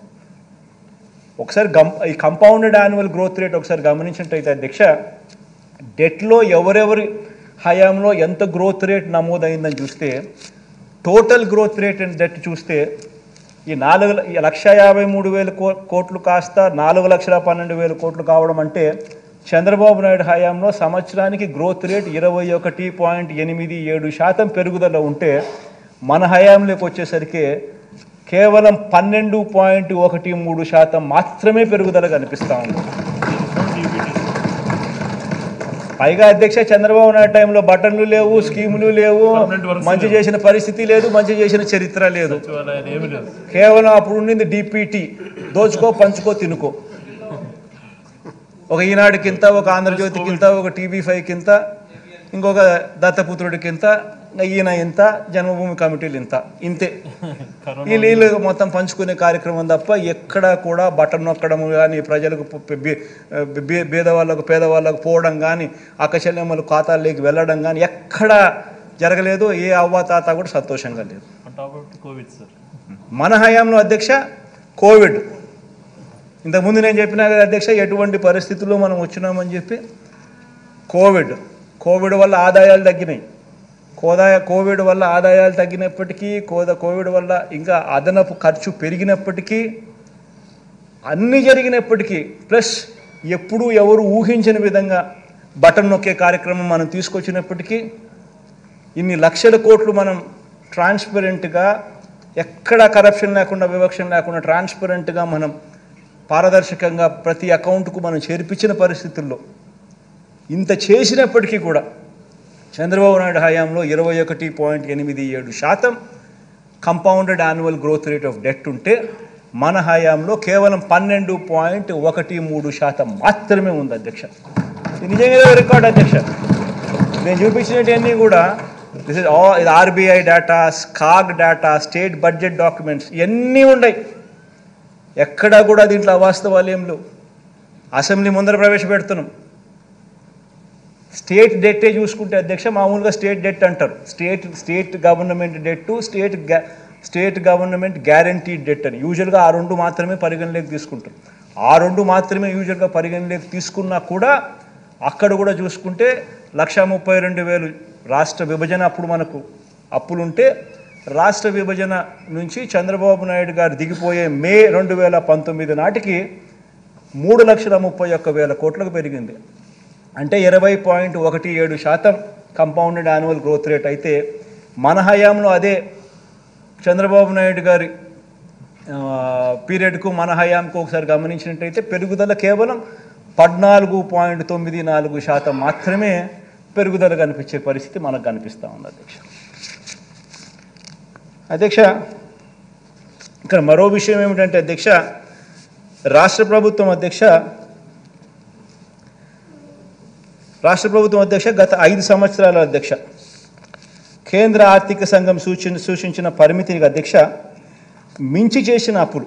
ఇది కూడా మనం ఏందంటారా, ఇది కూడా ఈ గిట్టని వాళ్ళందరూ కూడా విపరీతంగా ఆయన అప్పులు చేస్తూ ఉన్నాడు, విపరీతంగా తీసుకొచ్చేస్తున్నాడు, విపరీతంగా అది తీసుకొస్తున్నాడు, ఇది తీసుకొస్తున్నాడు, ఇది చెప్పడం లేదు, అది చెప్పడం లేదు, ఇష్టం వచ్చినట్టుగా మన మీద ఆరోపణలు చేసేవాళ్ళు మాట్లాడుతాడు. ఈనాడు ఒకడు, ఆంధ్రజ్యోతి ఒకడు, ఆ TV5 ఒకడు, ఆ చంద్రబాబు నాయుడు ఒకడు, వీళ్ళు కాక సొగం తెలిసి సొగం తెలియని కొంతమంది ఆయన అనుంగ బ్యాచ్. ఇదంతా కూడా ఈ కౌరవ సైన్యంలో భాగస్తులుగా వీళ్ళంతా మిగతా వాళ్ళు కూడా మాట్లాడుతుంటారు. అధ్యక్ష ఇక్కడ గమనించినట్టయితే అధ్యక్ష తెలుగుదేశం ప్రభుత్వం హయాంలో అధ్యక్ష 2014-19 మధ్య కేంద్ర ఆర్థిక సంఘం అధ్యక్ష పరిమితులకు మించి చేసిన అప్పులు చంద్రబాబు నాయుడు గారి హయాంలో 28,457 కోట్లు కనిపిస్తూ ఉన్నాయి. అధ్యక్ష మీరు గమనించినట్లయితే ఫిజికల్ డెఫిసిట్ అంటే రాష్ట్ర ప్రభుత్వం తీసుకొచ్చిన అప్పులు. Fiscal deficit as a percentage of GSDP అంటే వాళ్ళు ఎంత పర్సంటేజ్ బారో చేసినారు అని. Fiscal deficit as recommended by finance commission అంటే ఫైనాన్స్ కమిషన్ రికమెండేషన్స్ ఏమిటి అని. Fiscal deficit as permitted by recommendations finance commission recommendations ప్రకారం what is the permitted number అని చెప్పి. చంద్రబాబు నాయుడు హయాంలో పర్మిటెడ్ నెంబరు వర్సెస్ రాష్ట్ర ప్రభుత్వం తీసుకొచ్చిన డెట్టు గమనించినట్టయితే ప్రతి సంవత్సరము ఎక్సెస్సే. ఆ ఎక్సెస్ కాస్త ఆ 5 సంవత్సరాల పీరియడ్ 2014 నుంచి 2014-15 నుంచి 18-19 దాకా గమనిస్తే ప్రతి సంవత్సరం ఆ ఎక్సెస్ ఓవర్ బారోయింగ్ కింద ట్రాన్స్లేట్ అయ్యి ఆ ఓవర్ బారోయింగ్ 28,457 కోట్ల రూపాయలు ఆయన పీరియడ్లో 5 సంవత్సరాలలో ఓవర్ బారోయింగ్ చేస్తే ఫిజికల్ డెఫిసిట్ నామ్స్కు కన్నా చెప్పిన సిఫార్సుల కన్నా ఫైనాన్స్ కమిషన్ చెప్పిన ఫిజికల్ డెఫిసిట్ నామ్స్ ప్రకారం చేయాల్సిన దానికన్నా కూడా వీళ్ళు ఎక్కువగా చేస్తే ఫిజికల్ బారోయింగ్ లిమిట్స్ కన్నా ఎక్కువగా బారో చేస్తే 28,457 కోట్లు వాళ్ళు బారో చేస్తే మన హయాంలో అధ్యక్ష ఆ ఫిజికల్ డెఫిసిట్ రికమెండేషన్స్కు మనం ఫిజికల్ డెఫిసిట్ పరంగా మనం బారో చేసిన అమౌంట్ ఈ రెండింటినీ కంపేర్ చేస్తే ఈ 5 సంవత్సరాలలో 366 కోట్లు మనకు రికమెండేషన్ చేసిన దానికన్నా తక్కువ బారో చేసిన పరిస్థితులు కనిపిస్తూ ఉన్నాయి. మరి వాస్తవాలు ఇదైతే అధ్యక్ష ఎప్పుడు చూసినా ఏం చూసినా కానీ ఇష్టం వచ్చినట్టుగా అబద్ధాలు చెప్పడము అబద్ధాలను నమ్మించాలని ప్రయత్నం చేయడము ఇదే పనిగా పెట్టుకున్నారు అధ్యక్ష. ఇంకొక డేటా కూడా గమనించండి అధ్యక్ష. తెలుగుదేశం పార్టీ ప్రభుత్వం అధ్యక్ష వాళ్ళ హయాంలో అధ్యక్ష వాళ్ళు చేసిన మొత్తం అప్పును వారి స్థూల ఉత్పత్తి అంటే GSDPతో ఒకసారి గమనించినట్లయితే అధ్యక్ష GSDP అంటే టోటల్గా వాళ్ళు తీసుకొచ్చిన అప్పు వాళ్ళు రాకమునుపు 1,53,000 కోట్లు వాళ్ళు రాకమునుపు ఉన్నారు అధ్యక్ష. వాళ్ళు 5 ఏళ్ల పీరియడ్లో వాళ్ళు 4,12,000 కోట్లకు దాన్ని తీసుకొని పోయినారు అధ్యక్ష. అంటే వాళ్ళు 5 ఏళ్ల పీరియడ్లో వాళ్ళు తీసుకొచ్చిన డెట్ 2,58,941 కోట్లు వాళ్ళు డెట్గా వాళ్ళు తీసుకొచ్చినారు అధ్యక్ష. అదే 5 సంవత్సరాలకు సంబంధించి క్యూములేటివ్ GSDP అంటే ప్రతి సంవత్సరం GSDP ఇన్ని లక్షల కోట్లు ఉంటుంది. ఆ లక్షల కోట్ల మీద నువ్వు ఇంత పర్సెంటేజ్ 3%, 3.5%, 4% పరిస్థితిని బట్టి వాళ్ళు కేంద్ర ప్రభుత్వం సిఫార్సు చేసిన నెంబర్ ఏదైతే ఉంటుందో ఆ నెంబర్ ప్రకారం మీరు అప్పు తెచ్చుకునే మీకు వెసులుబాటు ఉంటుంది.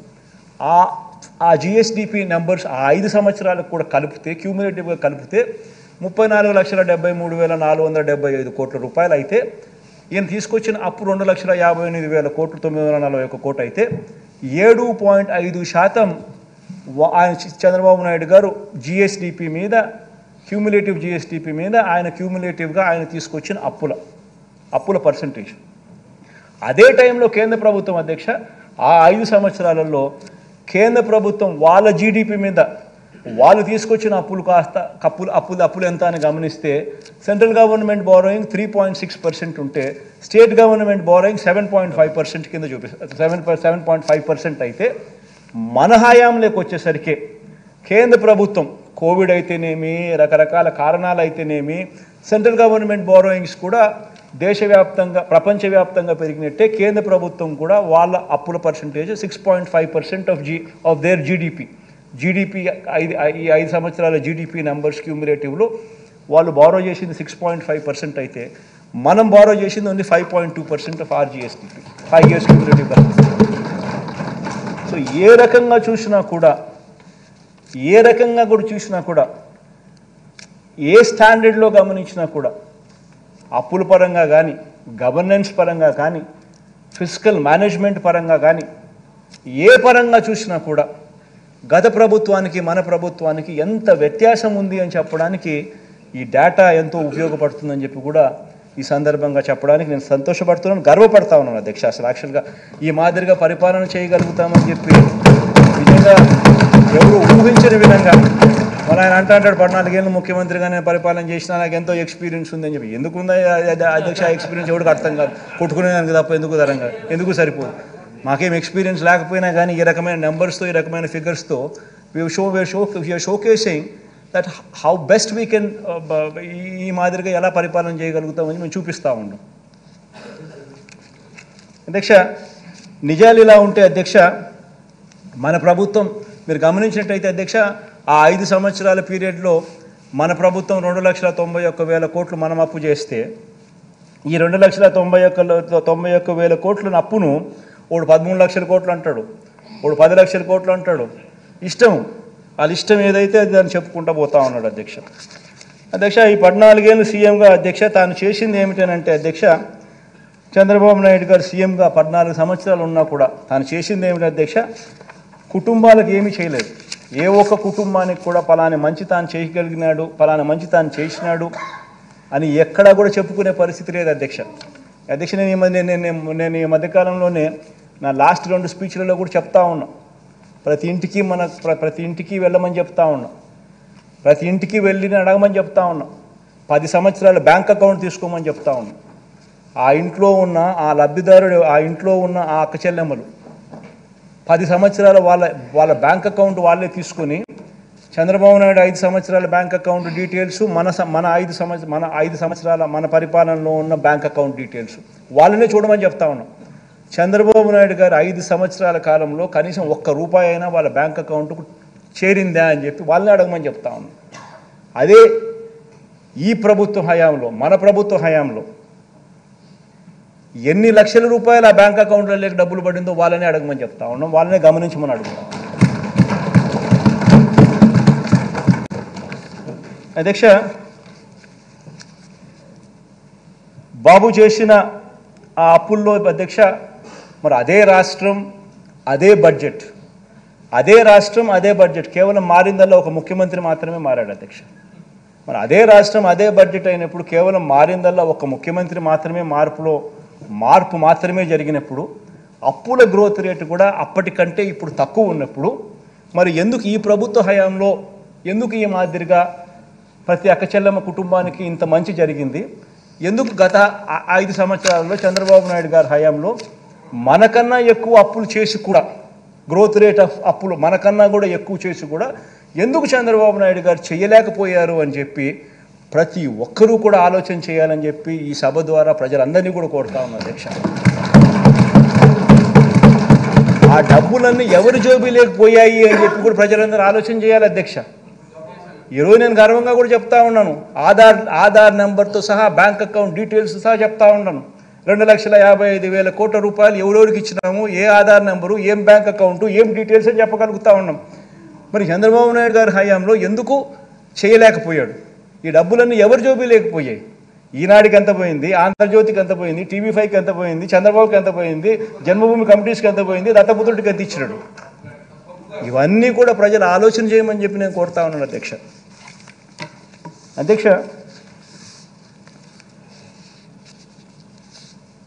మనం చేయని అప్పును మనం చేసినట్టుగా, తాను చేయని అభివృద్ధిని తానే చేసినట్టుగా మాట్లాడడం నిజంగా ఎంత మటుకు ధర్మం అని చెప్పి కూడా ఈ సందర్భంగా ఈ సభ ద్వారా నేను అడుగుతాను అధ్యక్ష.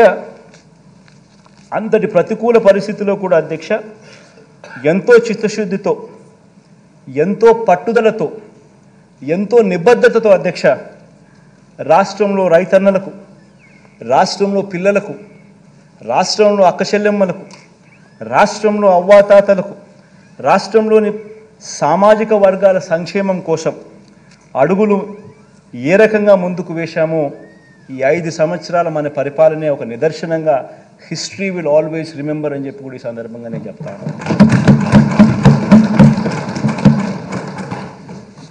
అధ్యక్ష, ఇవన్నీ నిజాలే అయిన అధ్యక్ష, ఇవన్నీ కూడా నిజాలే అయిన అధ్యక్ష, కేంద్ర ప్రభుత్వం నుంచి వస్తాయన్న నిధులు ఆశించినంతగా రాకపోయినా అధ్యక్ష, బాబు చేసిన వల్లమాలిన అప్పులను, ఆ అప్పులకు సంబంధించిన వడ్డీలు అసలు కట్టుకుంటూ కూడా అధ్యక్ష, మరో వంక కోవిడ్ కారణంగా దాదాపు 2 ఆర్థిక సంవత్సరాలు పూర్తిగా ఆదాయాలు తగ్గి ఖర్చులు పెరిగిన పరిస్థితులు ఉన్నప్పటికీ అధ్యక్ష ఏ కారణము చూపించలేదు. ఇవన్నీ కారణాలు ఉన్నాయి అని చెప్పి ఎగరగొట్టడానికి అన్ని కారణాలు చూపించి ఏది కూడా ఎవరికి కూడా మంచి చేసే విషయంలో ఎక్కడా కూడా ఎగరగొట్టలేదు అధ్యక్ష. ఎన్ని కారణాలున్నా కూడా, ఎన్ని ఇబ్బందులున్నా కూడా, ఎన్ని అవస్థలున్నా కూడా ప్రతి పేదవాడి ముఖంలో చిరునవ్వును చూడాలనే ఈ ప్రభుత్వం అడుగులు ముందుకు వేసింది అని చెప్పి చెప్పడానికి గర్వపడతాను.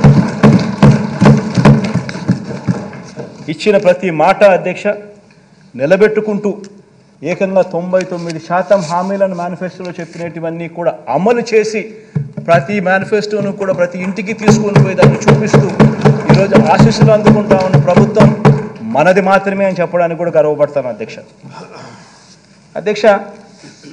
కాబట్టి అధ్యక్ష, ఇంటింటి ఆర్థిక వ్యవస్థను మనం మార్చగలిగాం. పేద కుటుంబాలకు వీలైనంత అండగా నిలబడగలిగాం. పేదలకు అందించే ప్రతి రూపాయిని కూడా అధ్యక్ష వారి తలరాతను మార్చే విధంగా, వారి భవిష్యత్తును మార్చే విధంగా, వారి పిల్లలు పేదరికం నుంచి బయటకు వచ్చే విధంగా ప్రతి రూపాయిని కూడా అధ్యక్ష బాధ్యతతో ఖర్చు పెడుతూ, బాధ్యతతో వాళ్ళకి ఇస్తూ హ్యూమన్ క్యాపిటల్ను మీద పెట్టుబడిగా పెడతా వచ్చినాం అధ్యక్ష. అధ్యక్ష మీరే ఆలోచించండి అధ్యక్ష, మీరే ఆలోచన చేయమని అడుగుతా ఉన్నాను. ఇక్కడ ఉన్న వాళ్ళందరినీ కూడా ఆలోచన చేయమని అడుగుతా ఉన్నాను. ప్రజలందరూ కూడా దీన్ని చూస్తూ ఉన్న ప్రజలందరూ కూడా ఆలోచన చేయమని కోరుతా ఉన్నాను. ఏ ప్రభుత్వం అయినా కూడా 5 సంవత్సరాల పాలన చేసి 5 సంవత్సరాలలో ప్రజలకు చెడు చేసిందని కానీ, మంచి చేయలేదని కానీ, మేనిఫెస్టోలో ఇచ్చిన వాగ్దానాలు అమలు చేయలేదని కానీ ప్రతిపక్షం నమ్మితే నిజంగా నమ్మితే అలాంటి పరిస్థితుల్లో అధికార పార్టీని ఎదుర్కోవడానికి ప్రతిపక్షాలన్నీ ఏకం కావాల్సిన అవసరం ఏముంది అధ్యక్ష?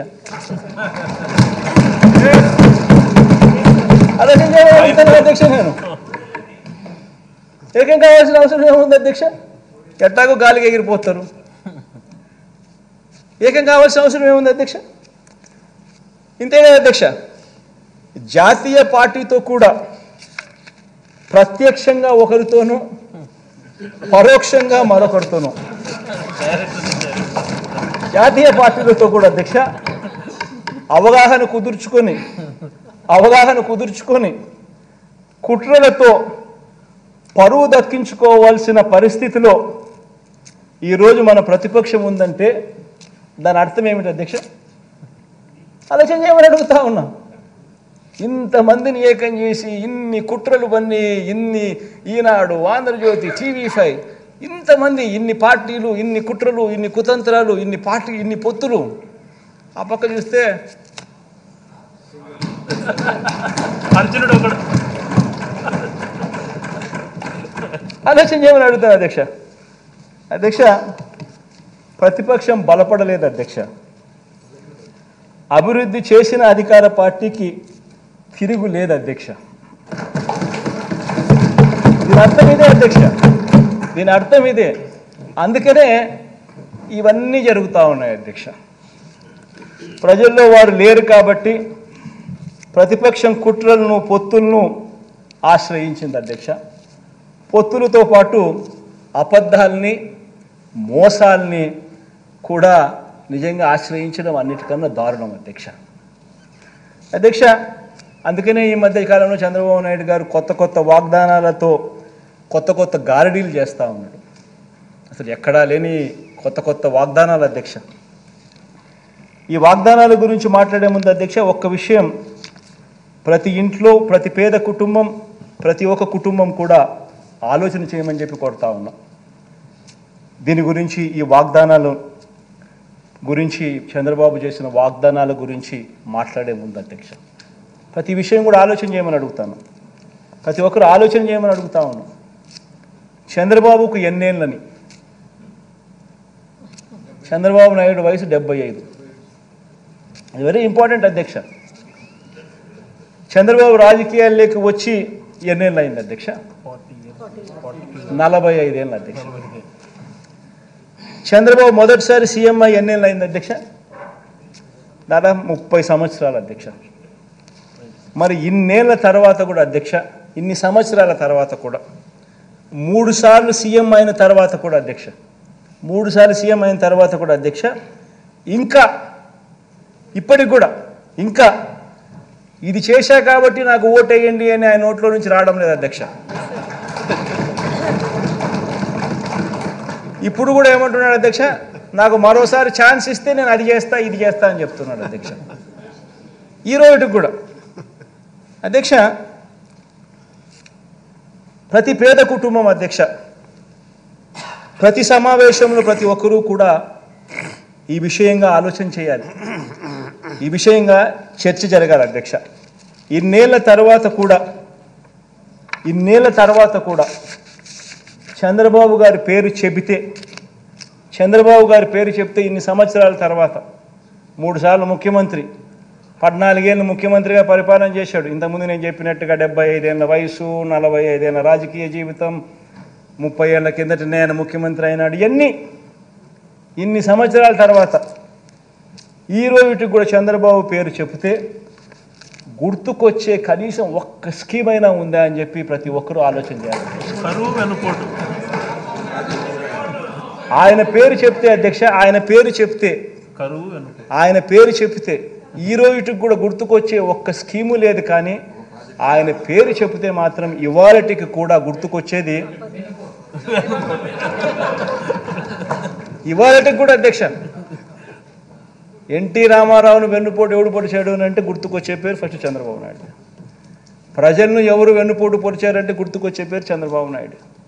అక్క చెల్లెమ్మలను ఎవరు వెన్నుపోటు పొడిచారంటే గుర్తుకొచ్చే చంద్రబాబు నాయుడు.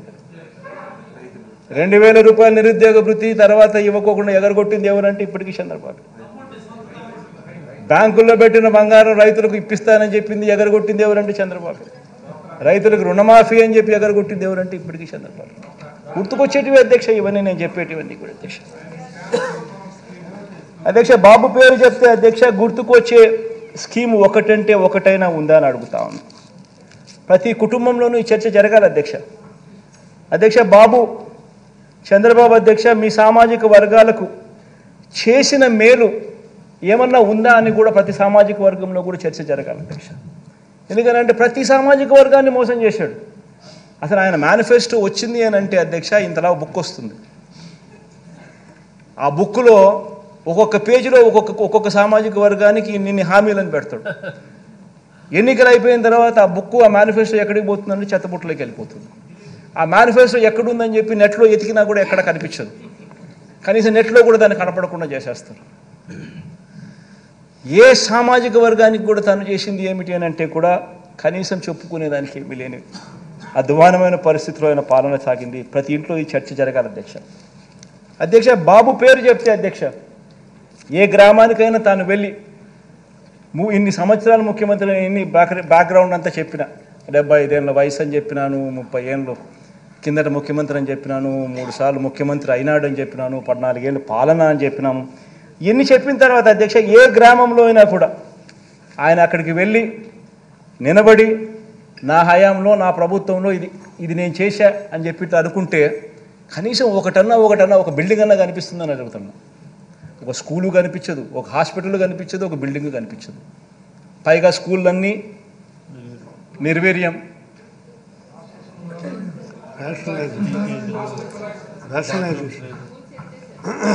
మే స్కూళ్ళల్లో పరిస్థితికి నేను చెప్పాల్సిన పనుల చంద్రబాబు నాయుడు హయాంలో ఏ మాదిరిగా ఉన్నాయో ఆ రకంగా కనిపించే పరిస్థితి అధ్యక్ష. ఎందుకంటే అధ్యక్ష ఇప్పుడు కూడా అధ్యక్ష ఈ మనిషి ఇప్పుడు కూడా ఈ మనిషి గురించి ఎందుకు ఇంతగా నేను చెప్పాల్సి వచ్చిందంటే ఇప్పుడు కూడా అధ్యక్ష మరోసారి అలాంటి అబద్ధాలు, మరోసారి అలాంటి మోసాలతో మళ్ళీ మరో మేనిఫెస్టో అని చెప్పి ఆయన ముందుకు వస్తూ ఉన్నాడు అధ్యక్ష. ఈ మనిషిని నమ్మడం అంటే ఏమిటంటే అధ్యక్ష, బంగారు కడియం బహుమతిగా ఇస్తానని ఊబులోకి దింపి మనుషులను తినేసే కథలో పులి మాదిరిగా కొత్త ఎర్రలతో ఈ పెద్ద మనిషి బయలుదేరాడు అధ్యక్ష. ఈ మనిషిని నమ్మితే ఆ పులి కథే గుర్తుకొస్తుంది అధ్యక్ష. అబద్ధాలు చెప్పేటప్పుడు అధ్యక్ష బాబదారిద్ర్యం ఎందుకు అన్నది బాబు సిద్ధాంతం అధ్యక్ష. అబద్ధాలు చెప్పేటప్పుడు బావ దారిద్ర్యం ఎందుకు అనేది ఆయన సిద్ధాంతం అధ్యక్ష. ఏమైనా చెప్పేసి ఇట్లా అబద్ధాలు చెప్పేటప్పుడు ఏముంది, 1,00,000 అయితేనేమి, 1,00,00,000 అయితేనేమి, యాడైనా చెప్పేసి అది ఆయన సిద్ధాంతం అధ్యక్ష. నమ్మినవాడు మునుగుతాడు,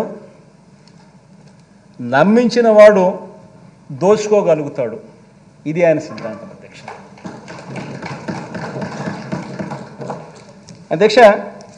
ఈ సిద్ధాంతం ప్రకారమే అధ్యక్ష బాబు ఏం చేస్తున్నాడు అని అంటే అధ్యక్ష, ఇటీవల ఎన్నికలు జరిగిన 4 రాష్ట్రాల ఎన్నికలు జరిగాయి అధ్యక్ష ఇటీవల ఈ మధ్యకాలంలోనే. ఆ 4 రాష్ట్రాలని తీసుకున్నాడు అధ్యక్ష. తీసుకుని ఆ రాష్ట్రాల్లో ప్రజలకు ఆ పార్టీలు ఏ వాగ్దానాలు చెప్పారు, ఏ వాగ్దానాలు బాగా ఇంపుగా ఉన్నాయి అని చెప్పి ఆయన తెప్పించుకున్నాడు అధ్యక్ష.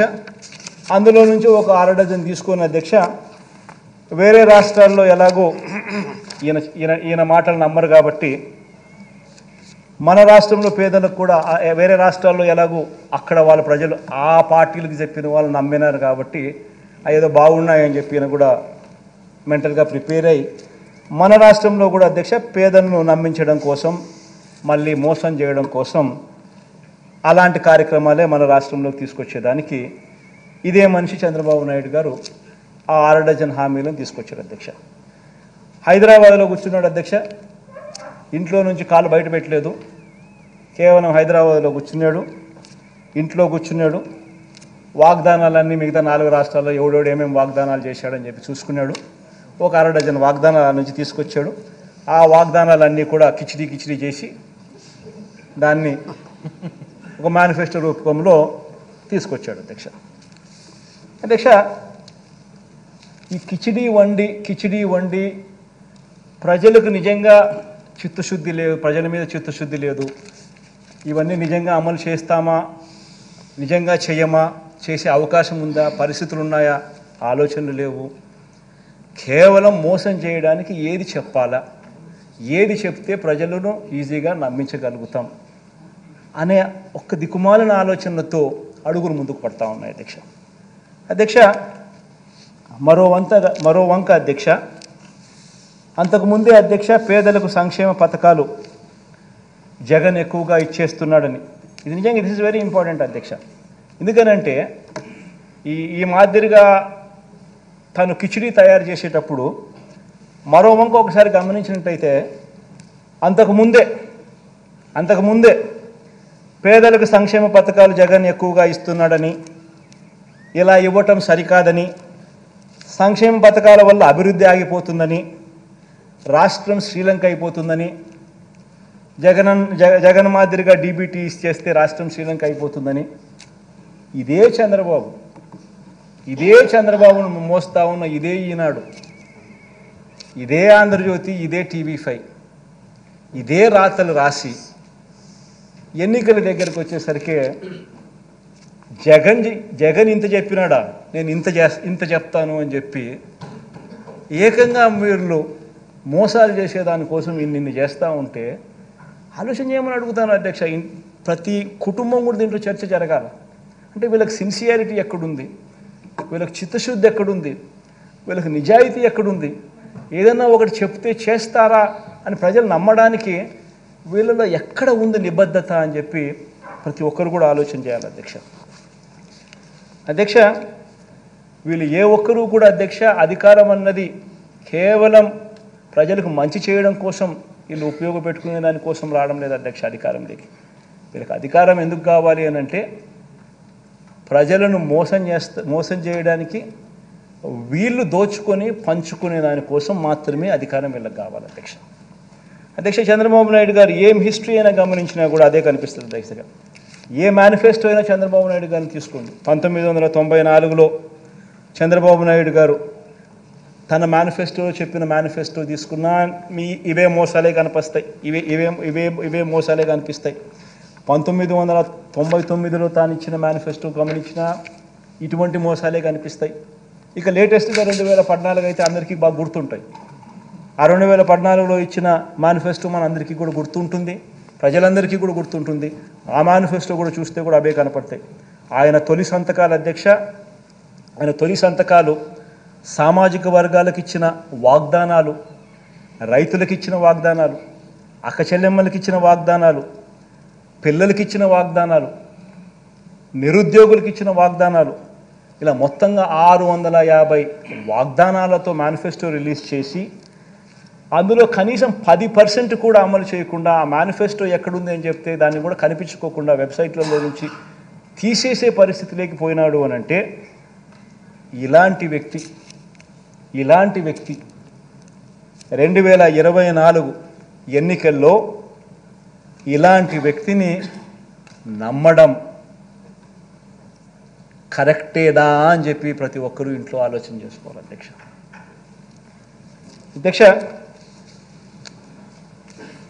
ఎలాగో అధ్యక్ష ప్రజలు అధికారం ఇవ్వరన్న నమ్మకంతో అధ్యక్ష బాబు మార్క్ గ్యాంబ్లింగ్ మొదలుపెట్టాడు అధ్యక్ష.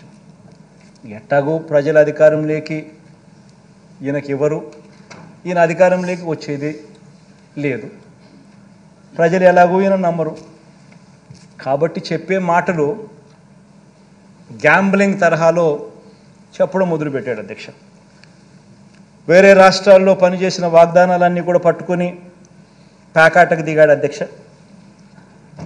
రాష్ట్రం శ్రీలంక అయిపోతుందని చెప్పిన అదే నోటితోనే ఆయన చేస్తున్న ఈ గ్యాంబ్లింగ్ వ్యవహారంలో అధ్యక్ష 6 వాగ్దానాలను తాను ఈ మధ్యకాలంలో చెప్పాడు. ఈ 6 వాగ్దానాలు కూడా ఓన్లీ శాంపుల్.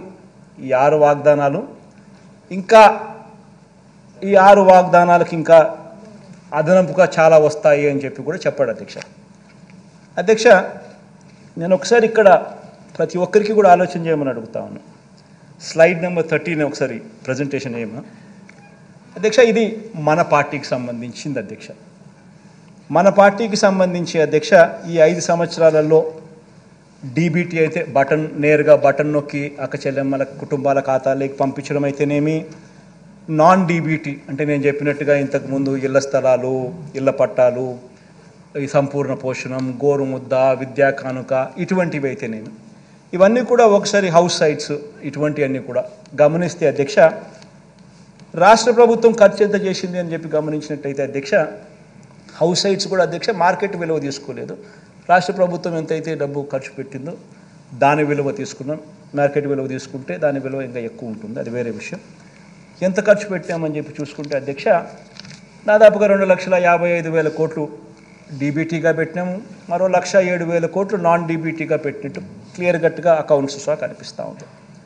అంటే మొత్తంగా సంవత్సరానికి 72,000, సంవత్సరానికి 70,000 కోట్ల రూపాయలు రాష్ట్ర ప్రభుత్వం 5 సంవత్సరాలలో సంవత్సరానికి 70,000 కోట్ల రూపాయలు ఖర్చు చేసినట్టుగా ఇక్కడ మనం చేయగలిగాము అధ్యక్ష, చూపిస్తూ ఉన్నాం అధ్యక్ష. మరి దీంట్లో కూడా అధ్యక్ష గమనించాల్సింది ఏంటంటే అధ్యక్ష మనం ఈ 70,000 కోట్ల సంవత్సరానికి మనం ఖర్చు చేసేది మనం పెడితే ఎన్నికి దీంట్లో ఏ ప్రభుత్వం అన్నా రాని అధ్యక్ష, ఏ ప్రభుత్వం అన్నా రాని అధ్యక్ష కొన్ని పథకాలు ఎవరు రద్దు చేయలేరు అధ్యక్ష. ఇప్పుడు మనం 66,34,000 మందికి నేను పెన్షన్ ఇస్తూ ఉన్నాం. మనం ఈ 66,34,000 మందికి మనం పెన్షన్ ఇస్తూ ఉన్నాం. దానికి సంవత్సరానికి అయ్యే ఖర్చు 23,600 కోట్లు. ఇది ఏ ప్రభుత్వమైనా రద్దు చేసే పరిస్థితి ఎవరికీ లేదు. ఎవరైనా ఇది చేయాల్సిందే. ఉచిత విద్యుత్, రైతన్నలకు ఇచ్చే ఉచిత విద్యుత్ 11,000 కోట్ల రూపాయలు ఖర్చు అవుతుంది. ఇది కూడా ఎవడు రద్దు చేసే పరిస్థితి లేదు. సబ్సిడీ కింద బియ్యం, సివిల్ సప్లైస్ 4,600 కోట్ల రూపాయలు మనం ఖర్చు చేస్తూ ఉన్నాం. ఇది కూడా ఎవరు టచ్ కూడా చేయలేని సబ్జెక్టు. ఆరోగ్యశ్రీ, ఆరోగ్య ఆసరా 104, 108 4,400 కోట్ల రూపాయలు మనం ఖర్చు చేస్తూ ఉన్నాం సంవత్సరానికి. ఇది కూడా ఎవరు టచ్ చేయలేని సబ్జెక్ట్. ఫీజు రీఎంబర్స్మెంట్, పూర్తి ఫీజు రీఎంబర్స్మెంట్ విద్యా దీవెన కింద మనం ఇస్తూ ఉన్నాం. 2,800 కోట్ల రూపాయలు ఖర్చు చేస్తూ ఉన్నాం విద్యా దీవెన కింద. ఎవరు కూడా ఇది టచ్ చేయలేని సబ్జెక్ట్. రద్దు చేయాలి అని అంటే టచ్ చేయలేని సబ్జెక్ట్. జగనన్న వసతి దీవెన కింద మరో 2,200 కోట్లు దగ్గర ఇస్తూ ఉన్నాం. ఇది కూడా ఎవరు టచ్ చేయలేని సబ్జెక్ట్. సంపూర్ణ పోషణం కింద గర్భిణీ స్త్రీలకు, బాలింతలకు, చిన్నారులకు, 6 ఏళ్ల లోపున్న పిల్లలకు సంపూర్ణ పోషణం కింద పౌష్టిక ఆహారం కోసం డబ్బులు ఇస్తూ ఉన్నాం 2,200 కోట్లు. ఎవరు టచ్ చేయలేని సబ్జెక్ట్. గోరుముద్ద కింద ప్రతి బడిలోనూ పిల్లలకు మంచి న్యూట్రిషియస్ ఫుడ్ పెడతా ఉన్నాం. రోజుకొక మెనూతో పెడతా ఉన్నాం. ఎవరు కూడా దీన్ని టచ్ చేయలేని సబ్జెక్ట్. 1,900 కోట్ల రూపాయలు ఖర్చు అవుతా ఉంది. ఈ 8 పథకాల అధ్యక్ష, నేను పైన చెప్పినట్టు 8 పథకాలకే 52,700 కోట్ల రూపాయలు అవుతా ఉన్నాయి. 8 పథకాలకే. అంటే ఎవరైనా కూడా టచ్ చేయాలంటే కూడా టచ్ చేయలేని సబ్జెక్ట్స్. టచ్ చేయాలి అంటే కూడా ఎవడన్నా దీన్ని రద్దు చేయాలి అని ఎవడన్నా టచ్ చేయాలనుకుంటే కూడా కూడా చేయలేని సబ్జెక్ట్. ఖచ్చితంగా అమలు చేయాల్సిందే ఎవరైనా. అటువంటిది 52,700 కోట్లు. మళ్ళీ ఈ 52,700 కోట్లకు చంద్రబాబు నాయుడు గారు ఇప్పుడు చెప్పిన ఈ 6 హామీలు ఇవి కూడా యాడ్ చేస్తే, ఈ స్లైడ్ 14 చూపించు, 14, ఈ 6 కూడా యాడ్ చేస్తే ఏమన్నాడు, మహాశక్తి అంట. 18 ఏళ్ళు నిండిన ప్రతి మహిళకు నెలకు 1,500, అంటే ఏడాదికి 18 ఏళ్ళు నిండిన ఎంతమంది ఉన్నారని అంటే మన ఓటర్స్ జాబితా చూస్తే తెలుస్తుంది అధ్యక్ష. మన ఓటర్ల లిస్టు చూస్తే ఎంతమంది మహిళలు ఉన్నారు, 18 ఏళ్ళు నిండిన వాళ్ళంతా మొత్తం ఓటర్స్ లిస్టులో ఉంది. వాటికి మనము 2,10 లక్షలు ఉంటే మనం వాటికి 2 కోట్లు చూపిస్తున్నాం. కొంచెం వాటికి తగ్గించినాం. అట్లా వేసుకున్నా కానీ 36,000 కోట్లు ఈ మహాశక్తికి. తల్లి తర్వాత ఈ తల్లికి వందనం, అది ఏంది, ఎంతమంది పిల్లలు ఉంటే అంతమందికి 15,000 అంట. ఏం నోటికి ఎంత వస్తే అంత చెప్పేసేయడమే, కాబట్టి ఏం పోయేదేముంది అని చెప్పి ఇచ్చేదే సచ్చేదే మళ్ళీ అనే లెవెల్లోకి మనుషులు చెప్పేయడం మొదలు పెడతా ఉన్నారు. తల్లికి వందనం అని చెప్పి ఎంతమంది పిల్లలు ఉంటే అంతమందికి. రాష్ట్రంలో 83 లక్షల మంది పిల్లలకు మనం మంచి జరిగిస్తూ 44 లక్షల మంది తల్లులకు మనం ఇస్తూ ఉంటే ఆయన 83 లక్షల మంది పిల్లలకు లెక్కేసుకొని దానికి 12,450 కోట్లు. తర్వాత యువగలం, ఈయనే ఇంతకుముందు 2014లో ఇంటింటికి ఉద్యోగం ఇవ్వకపోతే 2,000 రూపాయలు నిరుద్యోగ వృత్తి అని చెప్పినోడు అది చేయకపోగా ఆ 2014లో ఎన్నికల మేనిఫెస్టోలో ఇచ్చిన మాట, ఇది ఇచ్చిన మాటే. ఆ అక్క చెల్లెమ్మలకు ఆ డబ్బు కూడా తను చెప్పిన మాటే, ఆ మహాశక్తి లాంటిది. అది లేదు, ఈ యువగలము లేదు. 2014లో చెప్పింది లేదు, చేసింది లేదు. దీనికేమో మళ్ళీ 20 లక్షల మంది పిల్లలకు నెలకు 3,000 రూపాయలు చొప్పున వేసుకుంటే 7,200 కోట్లు. తర్వాత దీపం పథకం, 2014 ఎన్నికల మేనిఫెస్టోలో కూడా ఇలాంటి పథకమే పెట్టినాడు, గ్యాస్ సిలిండర్ల పథకం. అది చేసింది లేదు. అది చేయకపోగా ఇప్పుడు కొత్తగా ప్రతి కుటుంబానికి 3 గ్యాస్ సిలిండర్లు ఉచితం అని చెప్పి మళ్ళీ పెట్టాడు. దానికి 4,600 కోట్లు. తర్వాత అన్నదాత అని మన రైతన్నలకు మనం 13,500 రైతన్నలకు ఇస్తా ఉన్నాం. మనం చెప్పింది రైతన్నలకు 12,000 ఇస్తామని, కానీ మనం రైతన్నలకు చెప్పిన దానికన్నా మిన్నగా 13,500 మనం ఇస్తా ఉన్నాం. ఆయన రైతులకు రుణమాఫీ చేస్తాను అని చెప్పి మొత్తం సంవత్సరం మొత్తం 5 ఏళ్ళకు కలిపి 87,612 కోట్ల రూపాయలు ఎగరగొట్టి ఆ 5 సంవత్సరాలు కలిపి ఆయన 15,000 కోట్లు ఇస్తే మనం ఇప్పటికే ఈ ఒక్క పథకానికే దాదాపుగా 30,000 కోట్ల పైచిలుకు 33,000 కోట్లు మనము ఈ రైతు భరోసా కింద మనం ఇప్పటికే ఇచ్చేసాం రైతులకు. అలాంటి పథకానికి కూడా మళ్ళా అప్పుడు 13,500 ఇవ్వడానికే రైతులకు మనసు రాలే. ఇప్పుడు దానికి పోయేదేముందిలే అని చెప్పి 20,000 అంటున్నాడు. దానికి ఇంకొక 10,000 కోట్లు, 11,000 కోట్లు, అంతా కలిపితే 73,000 కోట్లు. ఈ 73,000 కోట్లకు నేను ఇంతకుముందు చెప్పినా కదా, టచ్ చేయలేని సబ్జెక్టులు ఉన్నాయని చెప్పి పెన్షన్లు కానీ, ఉచిత విద్యుత్ కానీ, పేదలకు అందే బియ్యం కానీ, పీడిఎస్ బియ్యం కానీ, ఆరోగ్యశ్రీ కానీ, పూర్తి ఫీజు రీఎంబర్స్మెంట్ కానీ, వసతి దీవెన కానీ, సంపూర్ణ పోషణం కానీ, గోరుముద్ద కానీ, ఈ 8 పథకాలు నేను ఏదైతే చెప్పినా టచ్ చేయాలనుకున్నా కూడా ఎవడు చేయలేని సబ్జెక్ట్ అని చెప్పినా కదా, ఆ 52,700. ఈ 73,440 కోట్లకి 52,750 కోట్లు కలిపితే 1,26,140 కోట్లు సంవత్సరానికి. అంటే నేను 70,000 కోట్లు మన ప్రభుత్వం 70,000 కోట్లు చేయడానికే నిజంగా కింద మీద పడతా ఉన్నాం. గవర్నెన్స్లో ఎప్పుడూ జరగని మార్పులు తీసుకొచ్చినాం. కరప్షన్ అనేది ఎక్కడ లేకుండా చేసినాం. పూర్తిగా స్ట్రీమ్లైన్ చేసినాం. చిత్తశుద్ధి చూపిస్తూ ఉన్నాం, నిబద్ధతతో చేస్తూ ఉన్నాం. ఇంత చేస్తూ ఉన్నా కూడా మనం 70,000 కోట్లకు చాలా అంటే చాలా లాగుతూ ఉంటే కూడా జరుగుతూ ఉంటే ఈయన 1,26,000 కోట్ల రూపాయల సంవత్సరానికి నేను చేసేస్తాను అని చెప్తా ఉన్నాడు. ఇంకా ఇంకా ఇంకా ఇంకా ఇంకా 6 పథకాలకి ఇంకా ఉన్నాయని చెప్తున్నాడు. మళ్ళా ఇంకా ఇంకా ఇంకా ఇంకా 6 పథకాలకి ఇంకా ఉన్నాయని చెప్తున్నాడు. అంటే నేను అడుగుతా ఉన్నాను అధ్యక్ష, అంటే మనం 70,000కే కష్టపడతా ఉంటే 1,26,000 ఇప్పటికే మళ్ళా ఇంకా ఇంకా ఇంకా ఏదో చెప్తానంటున్నాడు. అంటే నేను ఆలోచన చేయమని చెప్తాను. ప్రతి ఇంట్లో ఈ చర్చ జరగాలి. ఇంత మోసం చేసేదానికోసం ఈ దుర్బుద్ధితో ఈ బుద్ధితో ఈ మాదిరిగా మోసం చేయడం ధర్మమేనా ప్రజలను? ఇంత అబద్ధాలు ఆడడం, ఇంత కుట్రలు పనడం, ఇంత మాదిరిగా మోసం చేయాలనే ఆలోచనతోనే మోసం చేయడానికోసమే ఈ మాదిరిగా ఒక రంగురంగుల మేనిఫెస్టో తీసుకొని వచ్చి ఈ మాదిరిగా మోసం చేసే దిశగా అడుగులు వేయడం ధర్మమేనా అని అడుగుతా ఉన్నా. ఆలోచన చేయమని అడుగుతా ఉన్నా. ప్రతి ఒక్కరూ కూడా ఈ విషయం ప్రతి ఇంట్లో కూడా చర్చ జరగాలని కూడా కోరుతా ఉన్నా. అధ్యక్ష చంద్రబాబు నాయుడు గారిని అడిగితే అధ్యక్ష, మరి జగన్ 70,000కే ఇంత కష్టపడతా ఉన్నాడు కదబ్బా, నువ్వు 70,000కే రాష్ట్రం శ్రీలంక అయిపోతుందని అంటున్నావు కదా, మరి నీకు ఇవన్నీ చేస్తే కనీసం 1,26,000 నువ్వు చెప్పి ఇంకా కొత్త యాడ్ చేస్తే అది ఇంకా 1,50,000కు పోతుందేమో నాకు తెలియదు. అవన్నీ చేయడానికి నీకు డబ్బులు యాడ్ నుంచి వస్తాయనంటే చంద్రబాబు నాయుడు, ఈనాడు, ఆంధ్రజ్యోతి, TV5 వాళ్ళకి మీడియా బలం ఎక్కువ కదా అధ్యక్ష. ఎల్లో మీడియా ఎక్కువ, మీడియా బలం ఎక్కువ. వాళ్ళు ఏదైనా గోబెల్స్ ప్రచారం చేయగలుగుతారు. వాళ్ళందరూ ఏమంటారు, చంద్రబాబు నాయుడు సంపద సృష్టిస్తాడు. ఆశ్చర్యం అనిపిస్తుంది అధ్యక్ష. చంద్రబాబు నాయుడు సంపద సృష్టిస్తాడు అని అంటాడు.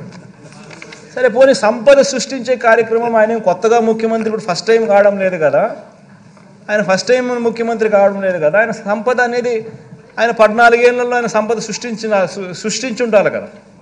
సో 3 సార్లు ఆయన ముఖ్యమంత్రి అయినాడు. సో 3 సార్లు ఆయన ముఖ్యమంత్రి గతంలో పనిచేసినప్పుడు ఆ గత ట్రాక్ రికార్డులో ఏ మేరకు ఆయన సంపద సృష్టించినాడు అని కూడా ఒకసారి చూస్తాం అధ్యక్ష. ఎందుకంటే ప్రజలందరికీ కూడా ఈ సభ ద్వారా ప్రజలందరూ కూడా ఇదంతా కూడా చూడాలి. ఏ మేరకు ఆయన 14 సంవత్సరాలు ముఖ్యమంత్రిగా ఉన్నప్పుడు 3 పర్యాయాలు ఆయన ముఖ్యమంత్రిగా పనిచేసినప్పుడు ఏ మేరకు ఆయన సంపద సృష్టించినాడు, ఎందుకంటే అప్పుడు కూడా ఎప్పుడు మేనిఫెస్టో అమలు చేసింది లేదు, ఎప్పుడు కూడా ఆయన అమలు చేసింది లేదు. కాబట్టి అది కూడా చూద్దాం అధ్యక్ష.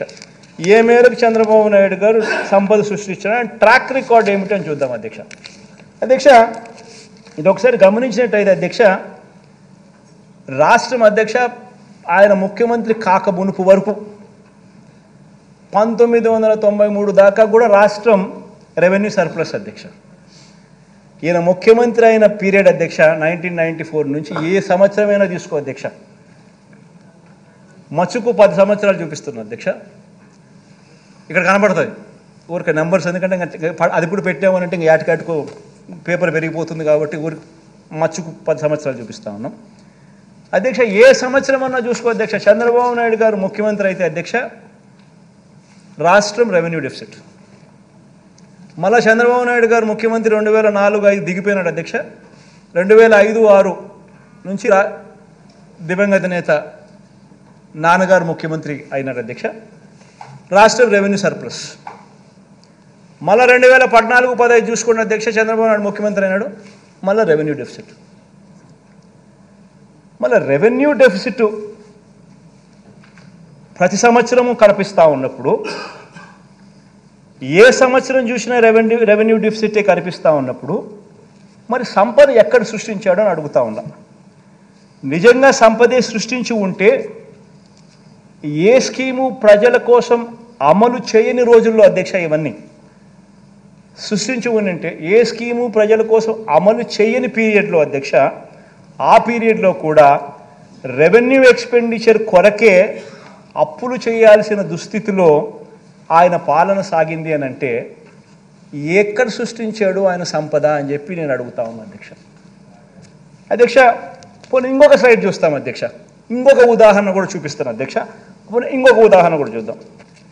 నిజంగా కూడా అధ్యక్ష ఆయన అంత విజనరీ అయితే అధ్యక్ష, నిజంగానే ఆయన అంత గొప్ప మేధావి, అంత గొప్ప విజనరీ అయితే అధ్యక్ష, ఆయన పాలనలో రాష్ట్రం అంత మెరుగుపడి ఉంటే అధ్యక్ష, దేశం జీడిపిలో అధ్యక్ష మన రాష్ట్ర వాటా అంటే మన జిఎస్డిపి వాటా నిజంగానే ఆయన విజనరీ అయితే అధ్యక్ష, దేశం జీడిపి గ్రాస్ స్థూల ఉత్పత్తి దేశం సంబంధించిన జీడిపిలో అధ్యక్ష రాష్ట్రానికి సంబంధించిన జిఎస్డిపి వాటా ఎంత, దేశానికి సంబంధించిన జీడిపిలో రాష్ట్రానికి సంబంధించిన జిఎస్డిపి వాటా కాంట్రిబ్యూషన్ ఎంత అని చెప్పి చూస్తే, ఆయన పీరియడ్ ఆ 5 years 2014 నుంచి 2019 దాకా చూస్తే రాష్ట్ర ప్రభుత్వం కాంట్రిబ్యూట్ చేసింది దేశానికి సంబంధించిన జీడిపిలో 4.47% దేశానికి ఆయన కాంట్రిబ్యూట్ చేస్తే, మన హయాంలో అధ్యక్ష ఈ 5 సంవత్సరాలలో మనము 4.82% మనం కాంట్రిబ్యూట్ చేసాం దేశానికి. అంటే ఎవరు సంపద సృష్టించారు అధ్యక్ష?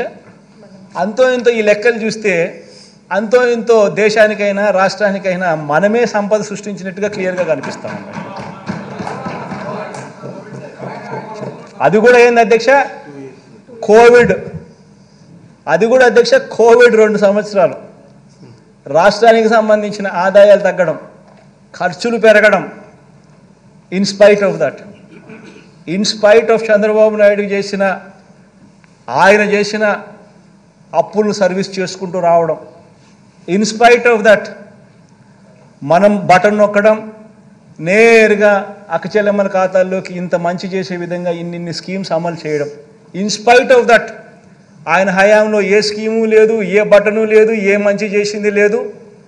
అయినా కూడా రాష్ట్రానికి సంబంధించిన GSDP contribution into GDP into national kitty of జీడిపిలో చూస్తే 4.47% ఆయన హయాం జరిగితే, మన హయాంలో 4.82% మనం కాంట్రిబ్యూట్ చేస్తున్నాం. క్లియర్గా కనిపిస్తాం అధ్యక్ష.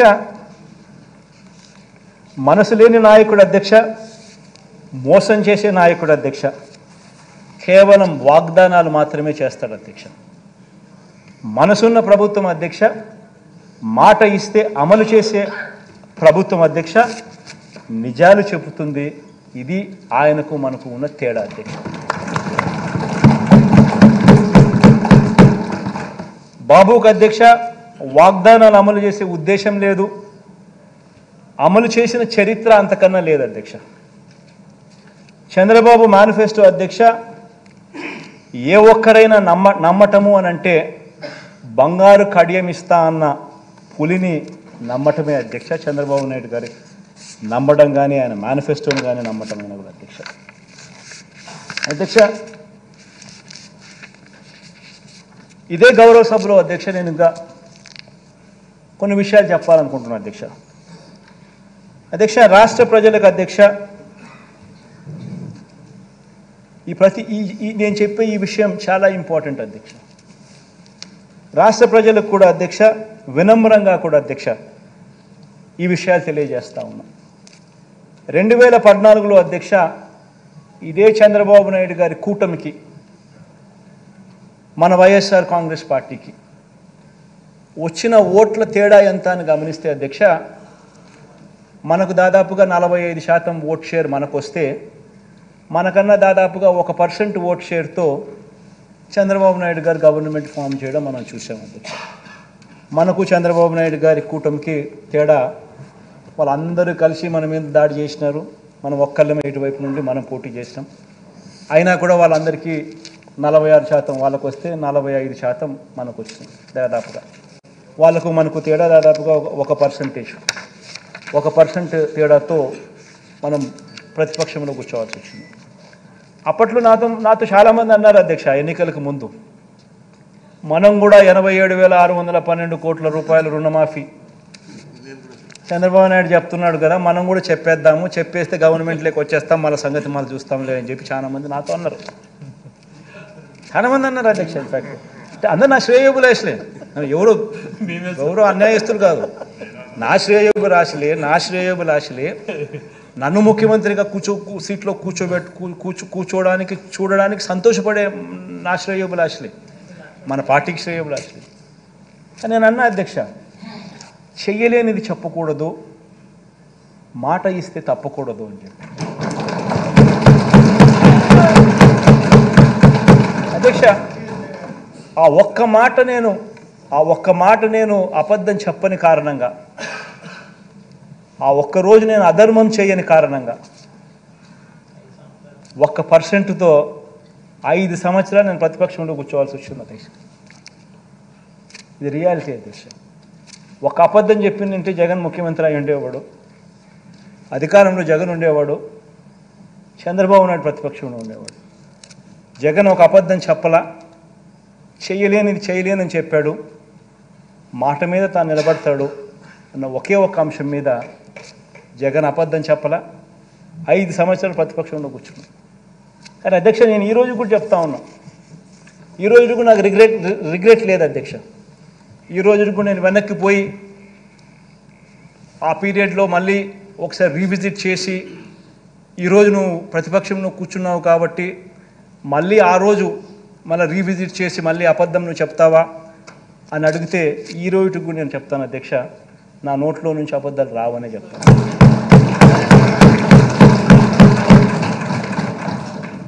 అధ్యక్ష ఇది చాలా ఇంపార్టెంట్ అధ్యక్ష. ఎందుకనంటే నేను ఆ రోజు బహుశా నేను చేసిన ఆ పని వల్ల నేను అధికారంలోకి బహుశా రాకపోయి ఉండొచ్చు అధ్యక్ష. కానీ అధ్యక్ష అధికారంలోకి నేను రాలేకపోయిన అధ్యక్ష, ప్రజల్లో విశ్వసనీయత అన్న అంశం ఏమిటి, విశ్వసనీయత అన్న పదానికి అర్థం మాత్రం జగనే విశ్వసనీయతకు అర్థం అని చెప్పి మాత్రం ప్రజలకు నన్ను నమ్మినారు అధ్యక్ష. ఈరోజు నేను గర్వంగా కూడా చెప్తా ఉన్నా అధ్యక్ష, 2014, 2019 నుంచి 23 ఈ 5 సంవత్సరాలలో చెప్పిన మేనిఫెస్టో ఏదైతే రిలీజ్ చేసినామో అందులో 99% హామీలను చిత్తశుద్ధిగా మేనిఫెస్టోను ఒక బైబిల్గా భావించి, ఒక ఖురాన్గా భావించి, ఒక భగవద్గీతగా భావించి నిబద్ధతతో 99% హామీలను అమలు చేసి ఆ చేసిన హామీలను ఆ మేనిఫెస్టోను ప్రతి ఇంటికి కూడా తీసుకొని వెళ్ళి చూపించి ప్రజల చేతనే మార్కులు ఇచ్చి ప్రజలే శభాషను అనిపించే విధంగా ప్రతి ఎమ్మెల్యేను గడప కూడా తిప్పుతా ఉన్న ప్రభుత్వం కూడా మనదే అని చెప్పి అధ్యక్ష. ఇది అధ్యక్ష తేడా మనకు చంద్రబాబు నాయుడు గారికి అధ్యక్ష. అప్పట్లో చంద్రబాబు నాయుడు గారు అధ్యక్ష 87,612 కోట్ల రూపాయల రుణాలు మాఫీ చేస్తానని చెప్పి రైతులను మోసం చేయడం, బ్యాంకుల్లో పెట్టిన బంగారం ఇప్పిస్తానని చెప్పి రైతులను మోసం చేయడం, 14,205 కోట్ల రూపాయలు పొదుపు సంఘాల రుణాలు మాఫీ చేస్తానని చెప్పి అక్కచెల్లెమ్మలను మోసం చేయడమే కాకుండా సున్నా వడ్డీని సైతం అక్టోబర్ 2016 నుంచి రద్దు చేయడం, ప్రతి ఇంటికి ఓ ఉద్యోగం ఇవ్వలేకపోతే 2,000 రూపాయలు నిరుద్యోగ భృతి ఇస్తానని చెప్పి ప్రతి ఇంట్లో ప్రతి పిల్లాడికి ఏకంగా 1,25,000 రూపాయలు బాకీ పడి అది ఎగరగొట్టి ఇలా రకరకాల పద్ధతుల్లో మోసం చేశాడు. కాబట్టి నేను గర్వంగా కూడా చెప్తా ఉన్నాను, రకరకాల పద్ధతుల్లో ఆయన అబద్ధాలు చెప్పాడు, మోసం చేశాడు. కాబట్టి 2019లో ఏకంగా చంద్రబాబు నాయుడు గారికి వచ్చింది 175 స్థానాలకు కేవలం 23 స్థానాలు ఇచ్చి ఆయన ప్రతిపక్షంలో కూర్చోబెట్టాడు. మాట మీద నిలబడ్డాం, నిజాయితీగా చేసి 151 స్థానాలతో మనల్ని గెలిపించిన ప్రజలు,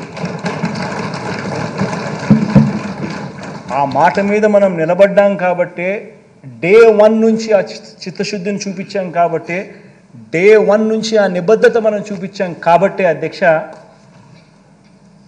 151 స్థానాలు ఇవ్వడమే కాక దాని తర్వాత జరిగిన స్థానిక సంస్థల ఎన్నికలు కానీ ఉప ఎన్నికలు కానీ ఏ ఎన్నికైనా తీసుకున్న అధ్యక్ష, ప్రతి ఎన్నికల్లో కూడా అధ్యక్ష ప్రజలు తమ గుండెల్లో పెట్టుకుని వైఎస్ఆర్ కాంగ్రెస్ పార్టీని గెలిపించారని గర్వంగా కూడా చెప్తాను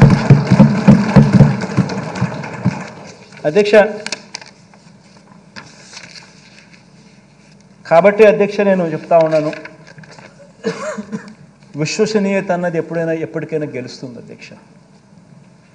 విశ్వసనీయత అన్నది ఒక వ్యక్తి సంపాదించుకోవాలి అని అంటే ఫలానోడు క్రెడిబుల్, ఫలానోడు నమ్మకస్తుడు అని సంపాదించుకోవాలని అంటే అధ్యక్ష, ఆ పేరు సంపాదించుకోవాలంటే అధ్యక్ష కొంతమందికి సంవత్సరాలు గడుస్తుంది అధ్యక్ష. ఆ అవకాశం రాకపోవచ్చు, సంపాదించుకునే పరిస్థితి కూడా కొంతమందికి ఉండకపోవచ్చు, మంచోళ్ళు అయినప్పటికీ కూడా. దేవుడి దయ వల్ల ఆ పేరు వైఎస్ఆర్ కాంగ్రెస్ పార్టీ సంపాదించుకోగలిగింది అని చెప్పి గర్వంగా నేను ఈరోజు కూడా చెప్తా ఉన్నా అధ్యక్ష, వైఎస్ఆర్ కాంగ్రెస్ పార్టీ చేయగలిగిందే చెప్తుంది, చెప్పింది ఏదైనా కూడా ఖచ్చితంగా మాట మీద నిలబడుతుంది అని మాత్రం 100%గా చెప్తాను. ప్రతి ఇంట్లో కూడా ఈ చర్చ జరగాలి, ఈ జరిగిన ప్రతి విషయం కూడా ఆలోచన జరగాలి, మీ ద్వారా ప్రతి ఇంట్లో కూడా ఈ చర్చ జరగాలని కూడా కోరుకుంటూ, దేవుడి దయతో ప్రజలందరి చల్లని దేవుళ్ళతో మళ్ళీ 3 నెలలకు మళ్ళీ ఇదే చట్టసభలో పూర్తి స్థాయి బడ్జెట్ మళ్ళీ ప్రవేశపెట్టి అఖండమైన మెజారిటీతో మళ్ళీ ప్రజల మన్ననలు కూడా ఖచ్చితంగా పొందుతామని చెప్పి కూడా ఈ సందర్భంగా తెలియజేసుకుంటూ సెలవు